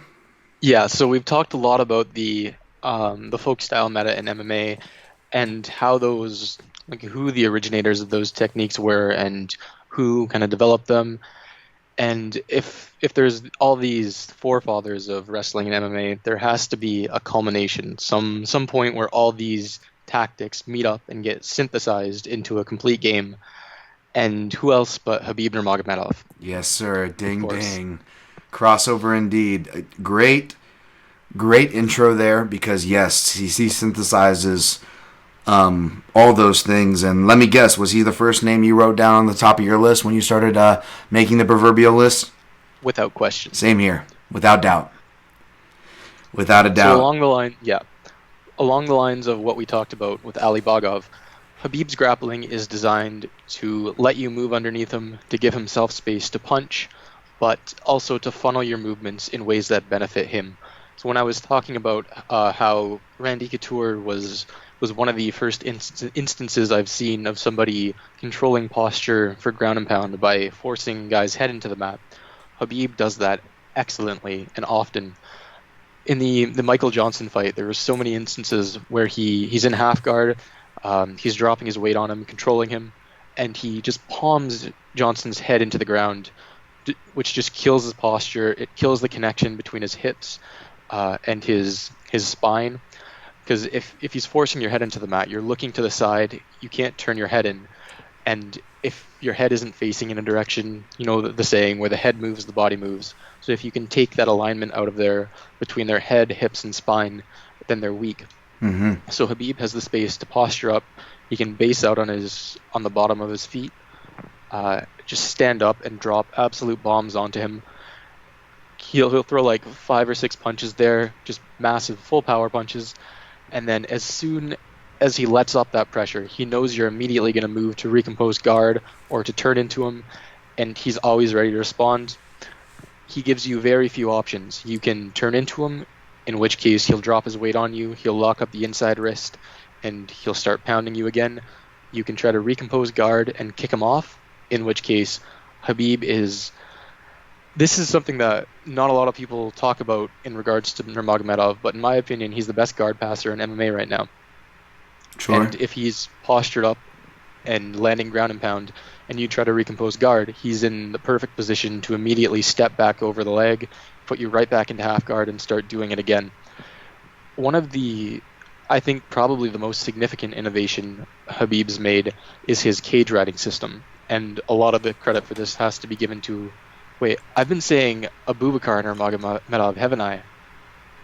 I meant Abdulmanap. Okay, all right, all right, yeah, okay, all right. This would be the episode for us to not catch that. I was assuming the crossover training because he trained all of them together, and I know Abubakar is like the cousin and trained under the same stable, so I figured that was the connection. I was like, all right, okay, but like, and I figured we would get to Abdulmanap when we talked about Khabib, but wow, now I feel like I'll take some of the credit off your shoulders or some of the blame off your shoulders as well, because I should have questioned it more as well. But yes, you were saying Abubakar. He's good, I guess, but I was like, yeah, I mean they got no offense to my Armenian brothers or sisters, but they got that cousins thing. They're all related, right? Like okay, In my sure. defense, I cannot process names longer than like 5 letters. I have a very small brain with a Abdul lot of brainworms. Abdul Manap is who we're talking about, the Godfather, for wrestling, to his experience in the army where he picked up the sambo and judo himself. That is the man we were talking about. Yes, the Habib's father. godfather of Dagestani MMA. R.I.P. Absolutely. And with that cage riding system, so if you look at some of Habib's early fights, the RDA fight and before that, like Pat Healy and all that, when guys were trying to build their base up against the cage, he would maintain a body lock and he would try to keep their weight on their hands, put his own weight over their back and head, and force their weight onto the hands so they couldn't stand up. But that didn't really give him a lot of room to strike because his arms had to be occupied in the body lock, controlling them. After that, I think probably the Michael Johnson fight was the first one that this took center stage in one of his fights. He developed a system of control along the cage that allowed him to free up his hands and just kill guys while he's controlling them on the cage. So that starts with the inside wrist, obviously, which he has popularized so much that people have taken to calling it the Dagestani handcuff, much to Ed's chagrin and my unending joy. Oh man. Oh, you shouldn't put that stuff out there. Now people are gonna be teasing poor Mr. Gallo. Although I sympathize with him because I was taught that move. I love that move before it was popularized by Khabib. So I've got a little bit of that little bit of hipster. Cross wrist rides. Sorry. In high school for even a year, a hipster. Yeah, there we go. Jesus Christ. But yeah, as soon as guys look to base out, to post in their arms and build a base, and the way he does it, he's not just grabbing the wrist inside. He grabs it with his opposite arm and then drags it inside close to their body, and then locks it up with the arm behind the back. So what that does, if you try to reach all the way around the back and grab it, your arm is extended and it's weak, and their arm that they're basing out on is strong. It's like their elbow is kind of in a strong position. I'm not sure if I can explain this well, but it's like it's parallel to the ground. It's connected to their hips. When you grab the wrist with your opposite side and drag it towards you, it kills that. The elbow is open and the wrist is close to their body, so it lessens the distance you have to reach, but it also kind of collapses their elbow in much the way that you were talking about, where reaching across your body kind of kills your power in that direction. Having your elbow open like that also kills it. Yes, further So away, once the wrist is in close, Khabib can take the arm across the back and easily secure that.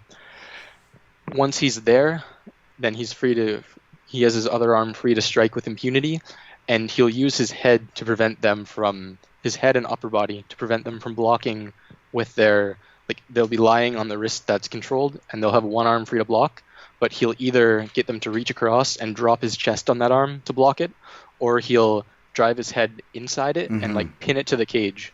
So their head is exposed, and he can punch with that inside wrist, punch with the free arm as much as he wants. And while he's doing that, he's always on the legs. He's riding a leg, or he'll have a leg mount. And this leg mount system is something we've seen from a lot of guys. It's kind of the standard response from modern cage wrestlers when guys try to wall walk. But nobody has systematized it like Khabib has. Usually it's kind of a stalling position. Guys will sit on the legs for a bit, but they don't really have a system of transitions there, and they're not really prepared to deal a lot of damage from it. Khabib, it's connected to the rest of his riding system, and he knows how to strike from it. So the way he enters it is really unique too. Instead of just trying to lift up the legs and slide his own legs under, he'll knee slide into it. So he'll lift up the legs, elevate them, and then with usually I think with his left leg, he'll slide his knee underneath it, and then it allows him to kind of shelf the leg while he wraps his opposite side leg around his opponent's leg. So instead of sitting on their heels, it lets him get really deep underneath them. A lot of times you'll see him sitting at the knee line or even above the knee line, and it's because of that knee slide entry into it. And once he's he's in the leg mount. Obviously, it stretches out their base. Their legs are extended with him sitting on top, figure fouring his legs beneath theirs, so they can't withdraw him. They're stuck on their butt, and they can't build up their base. Now, the way that he deals damage from there is he controls the head. Against Barboza and Michael Johnson especially, he really pulverized them from the leg mount.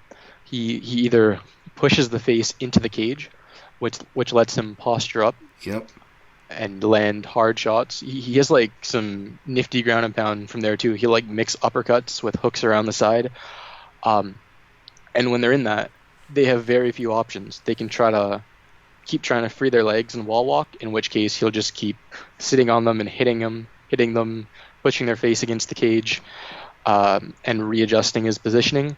They can try to turn out, in which case sometimes he'll just take his hand and force their head flat to the mat and keep punching them, or he can enter into his cross-body ride series.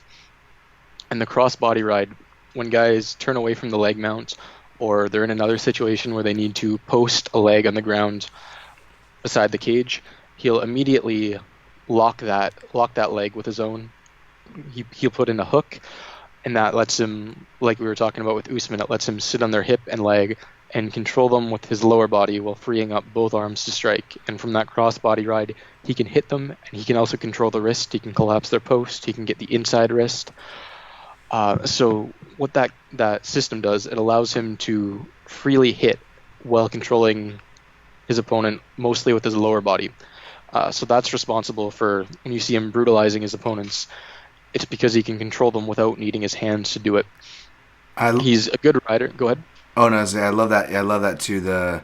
That cross wrist position, and then like the Michael Johnson one, that little detail where he has his leg, the shin, almost like a paper cutter, like right above the knee, right above Michael Johnson's knee, pinning it down. It's not just pinning down the leg, but it's where he pins it down. Like the closer up toward the crotch, there's more to move. There's more meat there. It's harder to balance.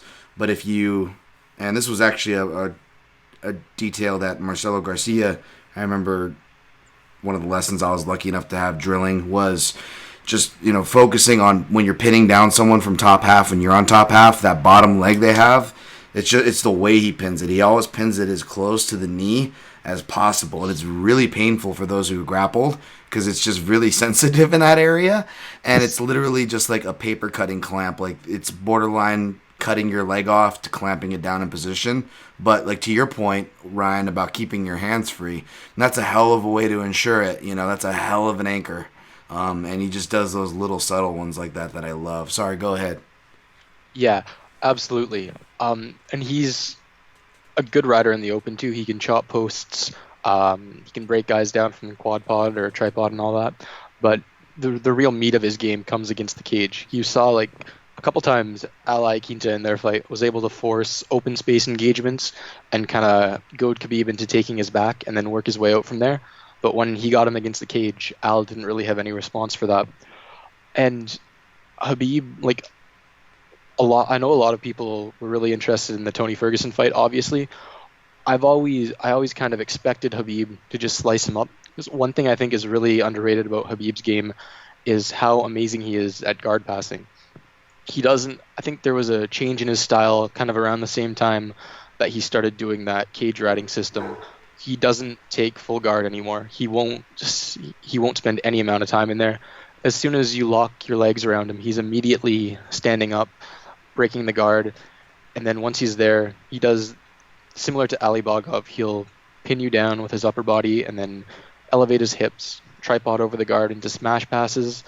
And he's amazing at combining like kind of the different phases of his grappling. So he'll go from like posting on your head and punching you from posture up half guard. Then as soon as you try to kick him off and recompose guard, he's immediately tripoding over your guard, locking up a smash pass, pummeling his legs and redirecting. And he's just there's no area of grappling where he doesn't have a response. He always knows exactly what to do. He has a great bottom game too. Like you rarely see it, but those are usually the best bottom games. In his fight with Abel Trujillo, I Oh think yes, Abel put yep, him on his back briefly, and then yep. he right away went to octopus half guard, got back up and took his back, and then hit a mat return Oh, again. that was such a sick. I love that transition. Yep. And then the one before that, where he goes into the guard briefly, he almost does like one of my favorite style of guards. It almost looked like a shoulder pin variation, which is kind of a high guard attack. It's like rubber guard, but in my opinion, much more practical because you don't have to be flexible to do it, and it counters three, not just two ways on how to escape out of someone's guard grafts. But it almost looks like he goes for a shoulder pin position, which could set up triangles and arm bars and use that momentum to roll through and get out of the negative position, which is just little things, but like it tells me like, okay, this guy knows what to do if he ends up on his back. Yeah, for sure. And I like that you mentioned the heavy on the hands thing early in his game because that's just such an underrated aspect. Kind of like I was talking about. You know, you make someone post on their hands. What are they not doing? They're not defending a choke. They're not defending an advance. They're not defending a strike. So to understand that principle and the way he's built upon it was really nice. And like when you were explaining the how he'll do those almost like it'd almost be like a Navy ride variation to encourage a certain movement, and then when they counter it hard, that a lot of times will open that mount step over where he'll, cross his legs up underneath and put the BJ Penn versus John Fitch position, as I like to say.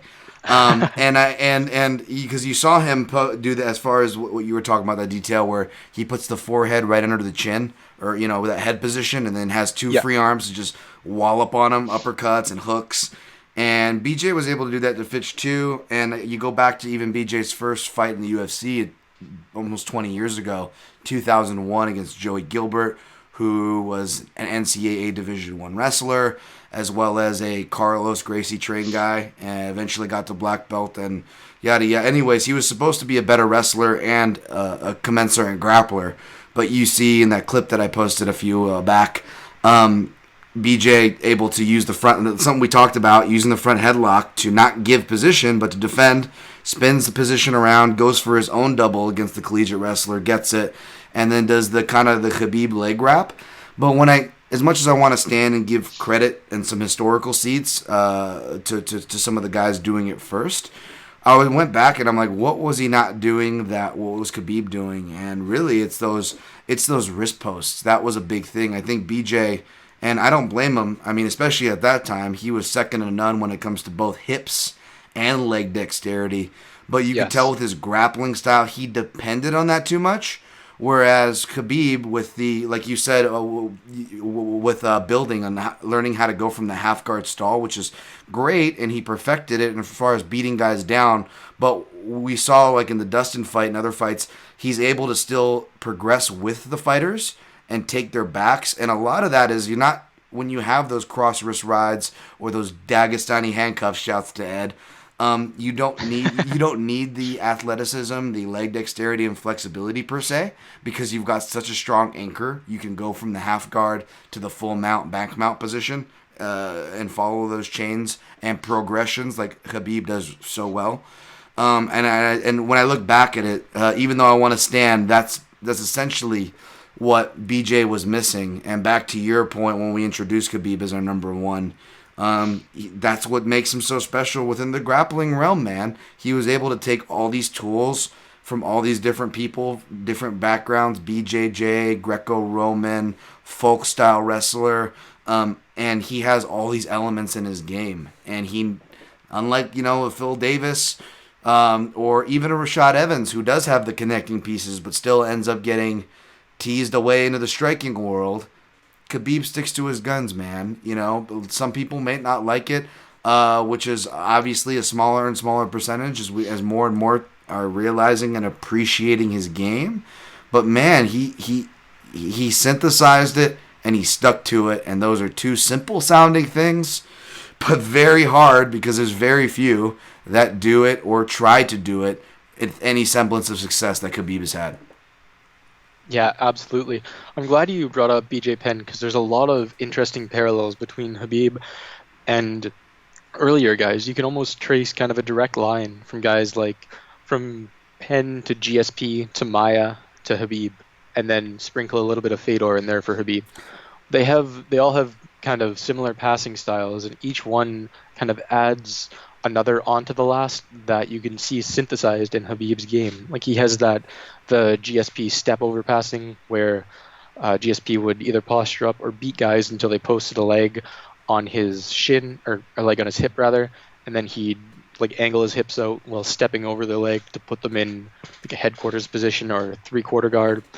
And Khabib does that, looking to stuff the leg into butterfly. And then Maya with the tripod passing, and like you mentioned, Penn's cage grappling there. Absolutely. I think it was a deserved, perhaps obvious, I dare say, not in a bad way, but it was definitely a deserved number one, I think, from both of us.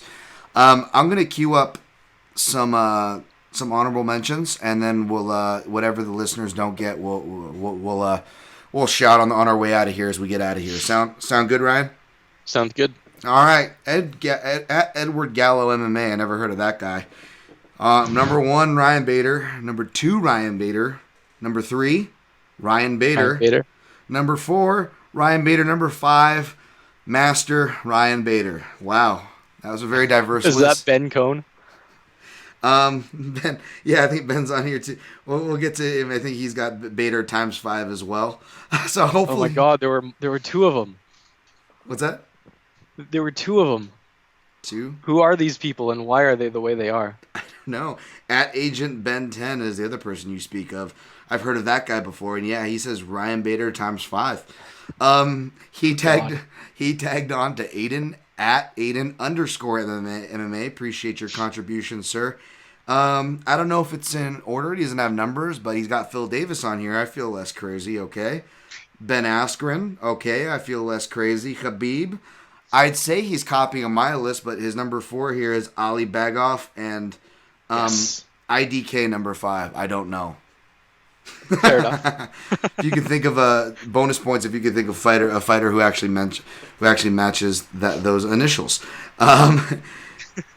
Let's see here. Good list there. Thank you, sir, for that. Let's see who else attributed any. Octavius Rex at Crunch the Human. Khabib, great choice. Askren. Benavidez. Okay, there we go.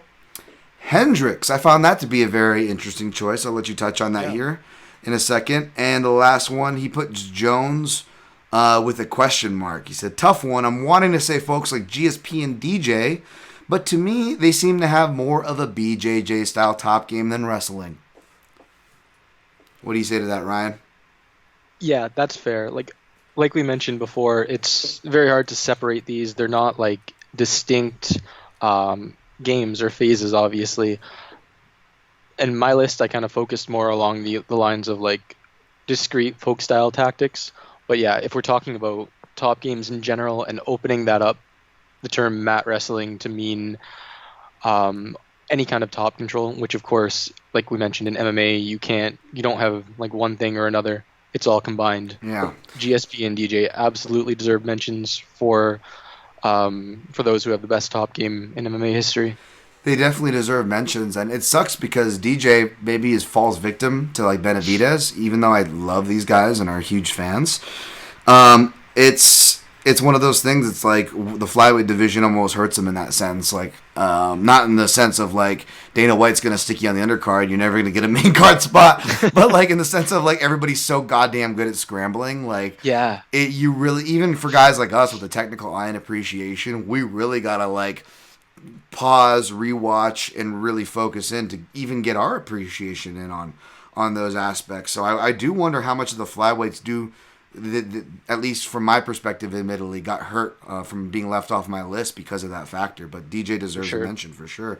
George St. Pierre, obviously, he was my my adjusted number 1. Really pissed people off because the crossover ended up shooting Daniel Cormier, another controversial pick, up to my number 1 slot. But my real number 1, obviously, for neutral wrestlers was I'm a mark for George St. Pierre's entries in his peak. Yes. Thiago Alves UFC 100 days is what I'm talking about. So he was already ranking high there. And number 2, George St. Pierre, maybe not number 1, but damn close if we did guard passers. for MMA, Yeah, at least for absolutely, MMA. right up there. So that's why I left George St. Pierre more off my list because I considered him more of the guard passing. Yeah, Hendricks and Jones, what do you think of those before we move on from Octavius Rex's? Hendricks, I think, would be someone I'd categorize as being a very good wrestler in general, but struggling with mat wrestling. He was very good in the clinch, extremely strong on underhooks, uh, an absolutely impenetrable defensive wrestler, but I don't know that he ever really figured out how to control guys at a consistent elite level. Like you watch the fights between him and Condit, and the Magny fight, even though that came a little bit later in his career when he was probably his best days were past him by then. But I don't think he ever really systemized that kind of control the way that some of the other guys did. In terms of Jones, I find it kind of hard to know what to think about Jones because or not necessarily him in general, but his grappling in particular, because I don't really rate a lot of the guys he outgrappled that highly. In his early days, he was an amazing grappler. He had tons of high octane clinch throws coming from all angles and in all situations, and he was an absolute monster on the mat. Like he tore up Vladimir Matyushenko really quickly, got right into that crucifix, and finished him with elbows just brutally. But I never really got to see enough from him to know if he had like a really consistent system the way other guys did. I think he kind of relied on athleticism and dynamism in a way that they didn't. And like I mentioned, with the competition he fought, I'm not sure I could trust him to consistently control guys on the ground the way some other wrestlers have. But Jones, I think if we were talking about who had the best ground and pound, I would absolutely have Jones up there. Yeah, man, it's really tough because Jones. There's glimpses, right? There's glimpses, but like he just for whatever reason didn't focus on those parts of his game, which was a kind of a reoccurring theme for either guys that don't or guys that are the complete opposite, like Khabib, that do focus on one singular portion. And there's a lot of theories, and it's probably a little bit of a little of column A and column B. They're all probably have credence and are correct.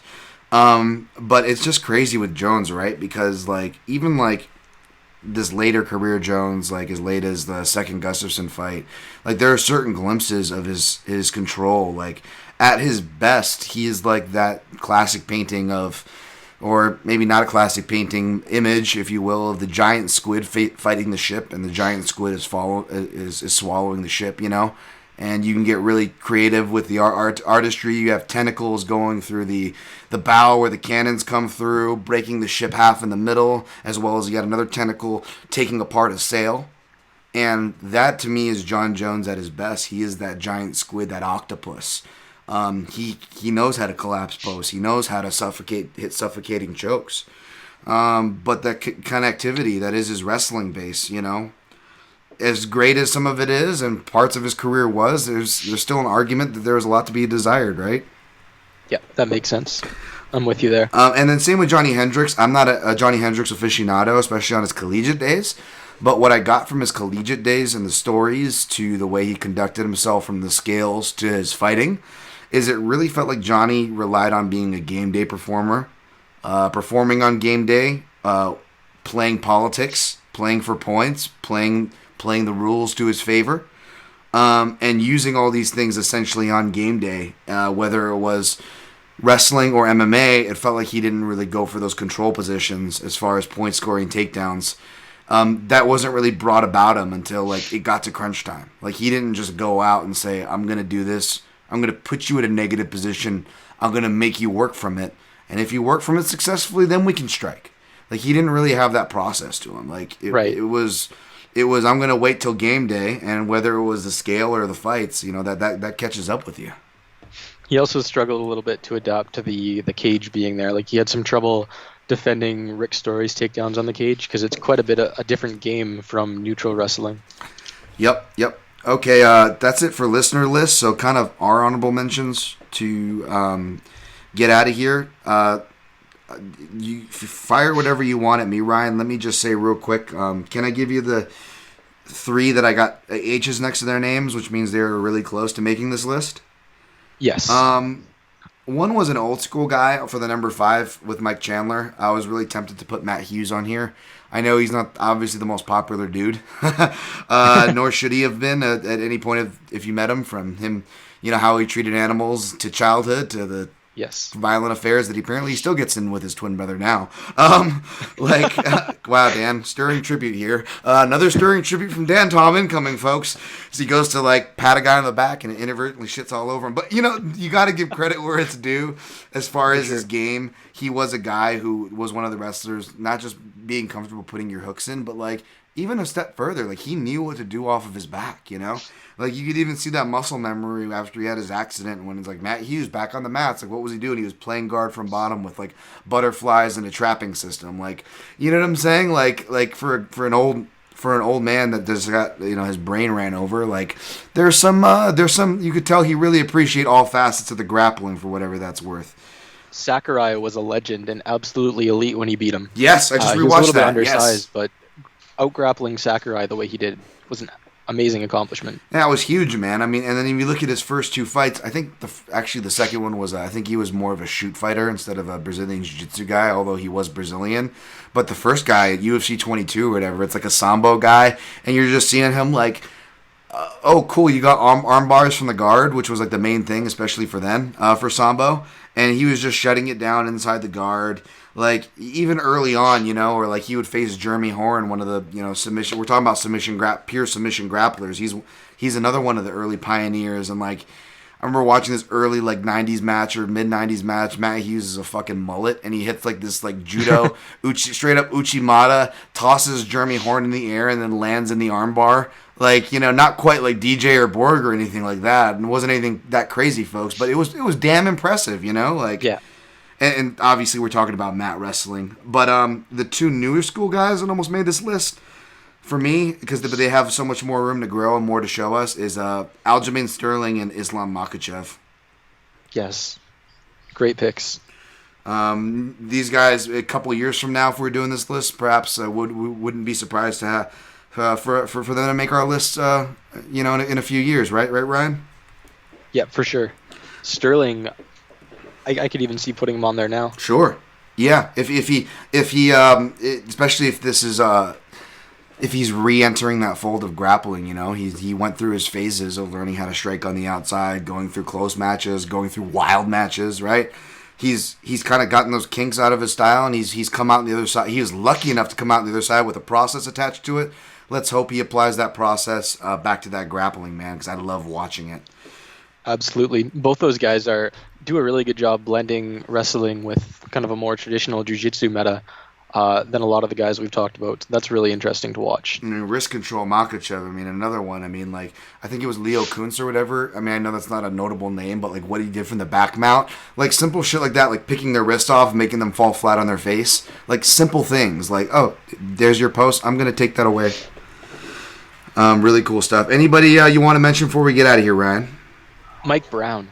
Yes, Mikey Brown. I feel like people don't talk about Mike Brown enough, and I'm guilty of that too, because he had a really short prime. I think he only he won the belt from Faber. He beat Faber again. I think he might have defended it once, maybe Leonard Garcia, and then immediately Aldo came along, and what are you going to do? Aldo's Aldo. Mm-hmm. So he had the little bit of a title reign, and then he met the greatest featherweight of all time, one of the greatest fighters ever, and it kind of overshadowed him. But when Mike Brown was on top, he was a genuinely great fighter and an even better wrestler. His second fight with Faber is an absolute masterclass in mat wrestling.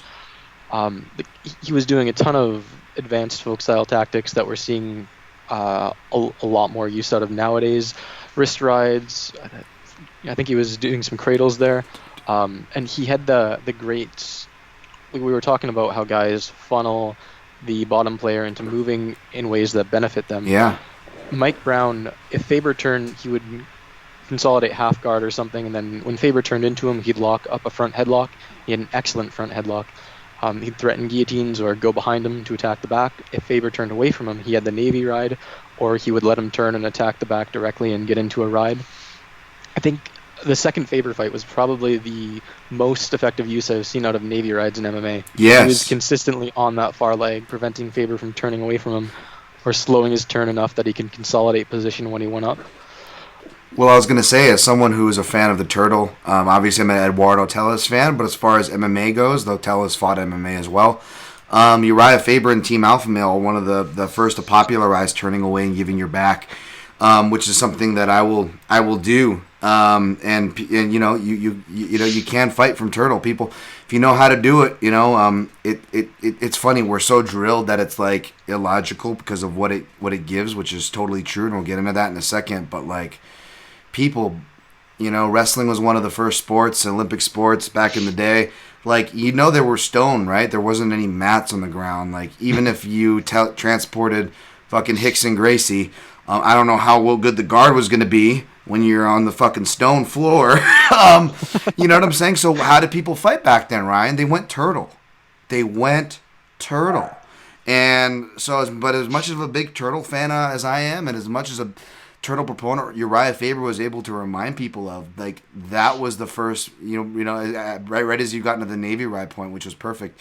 That's the first match where you see Uriah Faber not enjoying going Turtle, folks. That is the first match you see him not enjoying going to Turtle. And it's because of what Mike Brown is the choices that he's making him make, and what he's doing to him, like you described subsequently for making those choices. That's a fantastic shout. The man beat Eve Edwards at lightweight. That's just insane. Fucking Mike Brown, man. And like, I believe both of those, if not one of them, was after getting his knee torn apart from an Aminari roll. That was like a career ender, by the way, folks. Yeah. I mean, talk about going against legendary fighters and grapplers, by the way. Sorry, go ahead. You already brought up the Aljamain Sterling and Makhachev, so I'll shout out one of the more kind of under the radar picks, Alex Perez. Yeah. I like Alex Perez. I think he's only had like 4 UFC fights so far. Probably not too well known, aside from getting smashed by Joseph Benavidez. But he has a really nice folk style based top game. Good wrist rides, the Iowa ride. Front headlock good rider, and he has an amazing front headlock. Yes. And what's the best? He hit an anaconda choke in one of the first UFC fights he was in. What were you going to say there? Oh, I was just going to say the best. Sorry to interrupt. The best thing about having that front headlock game is the fact that he's actually like a good striker and can put pressure on guys, because that obviously feeds right into the front headlock. People wanting to close space with you or shoot in on you, force a shot. So that it connects so beautifully. But go ahead on the front headlock. Yes, absolutely. And he's really figured out how to kind of link that kind of folk style headlock game with those submissions. He uses it, like we said, for the anaconda choke. He's a great back taker off that as well. I think he hit an arm triangle choke in one of his recent fights against De La Rosa. Yeah. So he has that folk style game, but he's also developing like a consistent pathway to use that to open up submissions. Against, or wasn't it against, what do you call the De La Rosa? The guy who fought De La Rosa recently, wasn't it? Who he hit it against, though? The head and arm. It was the Espinoza? Oh, yeah, that's right. I don't know. Maybe I don't have it. I know he fought both of them, but yeah, no, totally, yeah, absolutely. That's a great shout. I love Alex Perez, man. He's done me well as far as from a pick and play side as well. That's a great shout. I just have a couple names written on here. I don't know how serious some of them are. I got Chael Sonnen, who, say what you will, man. That guy, he did do some quiet developments to his game. He worked. Right around that time, coincidentally, he got the head and arm choke on Brian Stan. He was working with Neil Melanson for a bit there, a coach of mine. Obviously came from the Team Quest days as well. It wasn't too shabby of a wrestler, as Ed Gallo recently broke down on his podcast. He wasn't going to make my list, but I definitely knew he was going to be an honorable mention, just for a guy to shout. Chad Mendez also there, even though I know Ed's a big Chad Mendez fan. Not my, or even obviously a casual fan's maybe favorite style of mat wrestling, Chad had, but a great wrestler nonetheless. And you weren't talking about the front headlock position and riding. I mean, look no further. Chad Mendez belongs on every list. Yeah, he's not hard to not hard to come up for that for. By the way, like some of the stuff still ages well. Like even a guy as shot as Clay Guida, you're like, oh, Clay Guida's all shot and old and this and that, but you're like, wait, he's only been knocked out twice somehow in his whole career. And one of those guys, of course, was Chad Mendes. So, sorry, I wrote Cain Velasquez down here. I knew he wasn't going to make the list. I didn't have time to go back and watch. Obviously, Cain Velasquez did not give himself time to... and I was not a Cain hyper. Like, I was one of the people screaming, like, how is Verdum such a big underdog to him?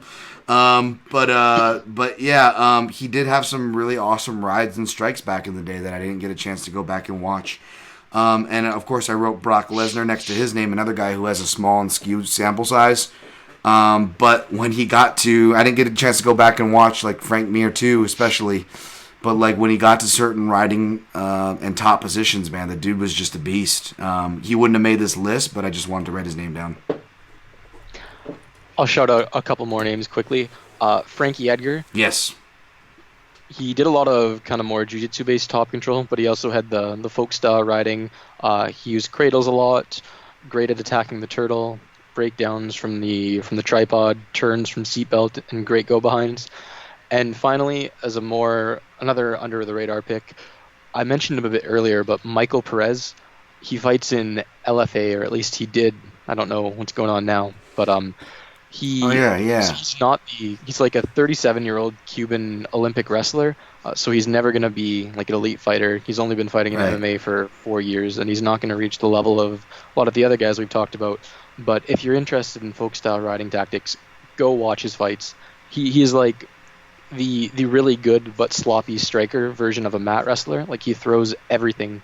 He'll do like deep full Nelsons, 3/4 Nelsons.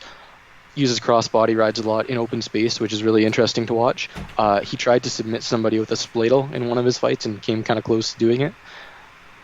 He's a ton of fun to watch. He hasn't really figured out how to integrate that into a complete game, but like I said, he does a lot of those things, wrist rides and everything. Crazy to watch. His fight with Brandon Moreno was a ton of fun, and it's interesting that he was Yoel Romero. Must have trained on the same Cuban Olympic team with him, and with the kind of guys he was training with. But it's interesting that he like immediately went into MMA and started applying so many folk style tactics, when that's always been the criticism of Romero, that he was such a freestyle guy that he never really figured out how to apply a top game to MMA. Definitely. Now I'm thinking of guys like, now I'm trying to think of like, you give me a flashback too. What was his name? Alexis Villa, who had a very dark past after MMA. But he had the same chain before that as far as... was he a Cuban guy? Was he a Cuban wrestling world guy as well? But yeah, and of course he came in and was trying to knock people out, so he didn't really use it.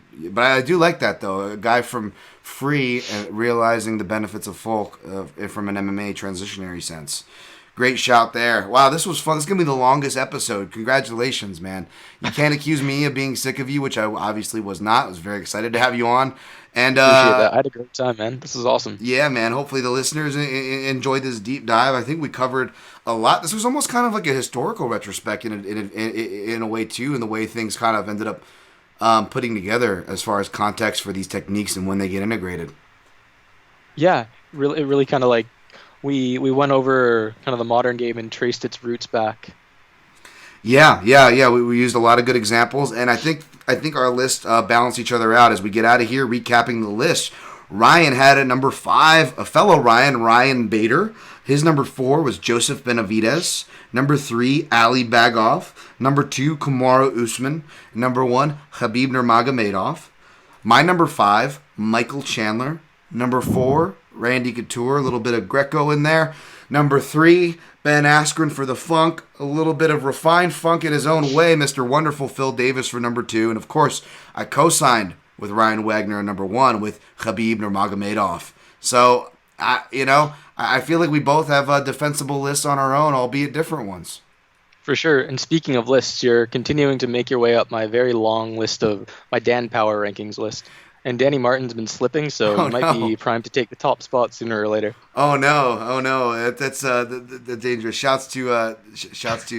Is Danny Martin the one that hates Daniel Cormier? Who has the most hate for Daniel Cormier? Yes, that is Danny Martin, my Yeah. colleague at the fight site, who is well known for his Daniel Cormier hate. Well, I don't want to be on Danny's list of Daniels that he hates. So shout out to Danny Martin and respect to that Dan list because this is a deep Dan list. So I appreciate that compliment, sir. That's legit.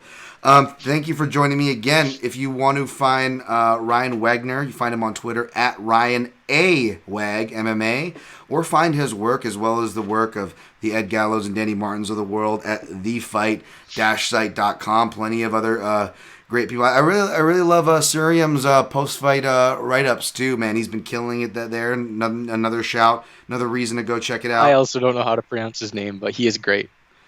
I know. Is that gonna be the running gag too? Everybody just slaughtering the poor guy's name. Oh man, in the chat we call him like Siri Monko, like Muay Thai names, sidearm. Oh my gosh! All right. Well, any other shouts you want to give before we get out of here, Ryan? Yeah, check out, like Dan mentioned, thank you very much for promoting us. Check out the Fight Site. Subscribe to the Fight Site's Patreon and our YouTube channel. You can pay us for scouting or to write breakdowns of your favorite fighters. Check out all my colleagues, Danny Martin, Edward Gallo, Kyle McLaughlin, Sriram Muralidharan, I think, close enough. But we have a great crop of guys at the Fight Site. Check out our website. If you enjoyed Dan's podcast, I think you'll like what you see. Well, if you're over there on YouTube, subscribing to their YouTube channel, make sure you check out my YouTube channel. I could use some subscribers. Give me some love. Daniel Tom Tom MMA. I'm going to get it to Dan Tom MMA shortly. Follow at the PYN podcast on all platforms. If you want to follow me, you're best off just keeping it to the old Twitter at Dan Tom MMA. That's where I'm active most. Until next week, we're going to be back for UFC 251 breakdown. Going to have Fernanda Prates from The Athletic coming on to help me break down, get her perspective. We got some Brazilians that are finally getting back on the radar this card since it'll be international over there, the old Yas Island. So join me for that. And until next time, folks, protect your neck.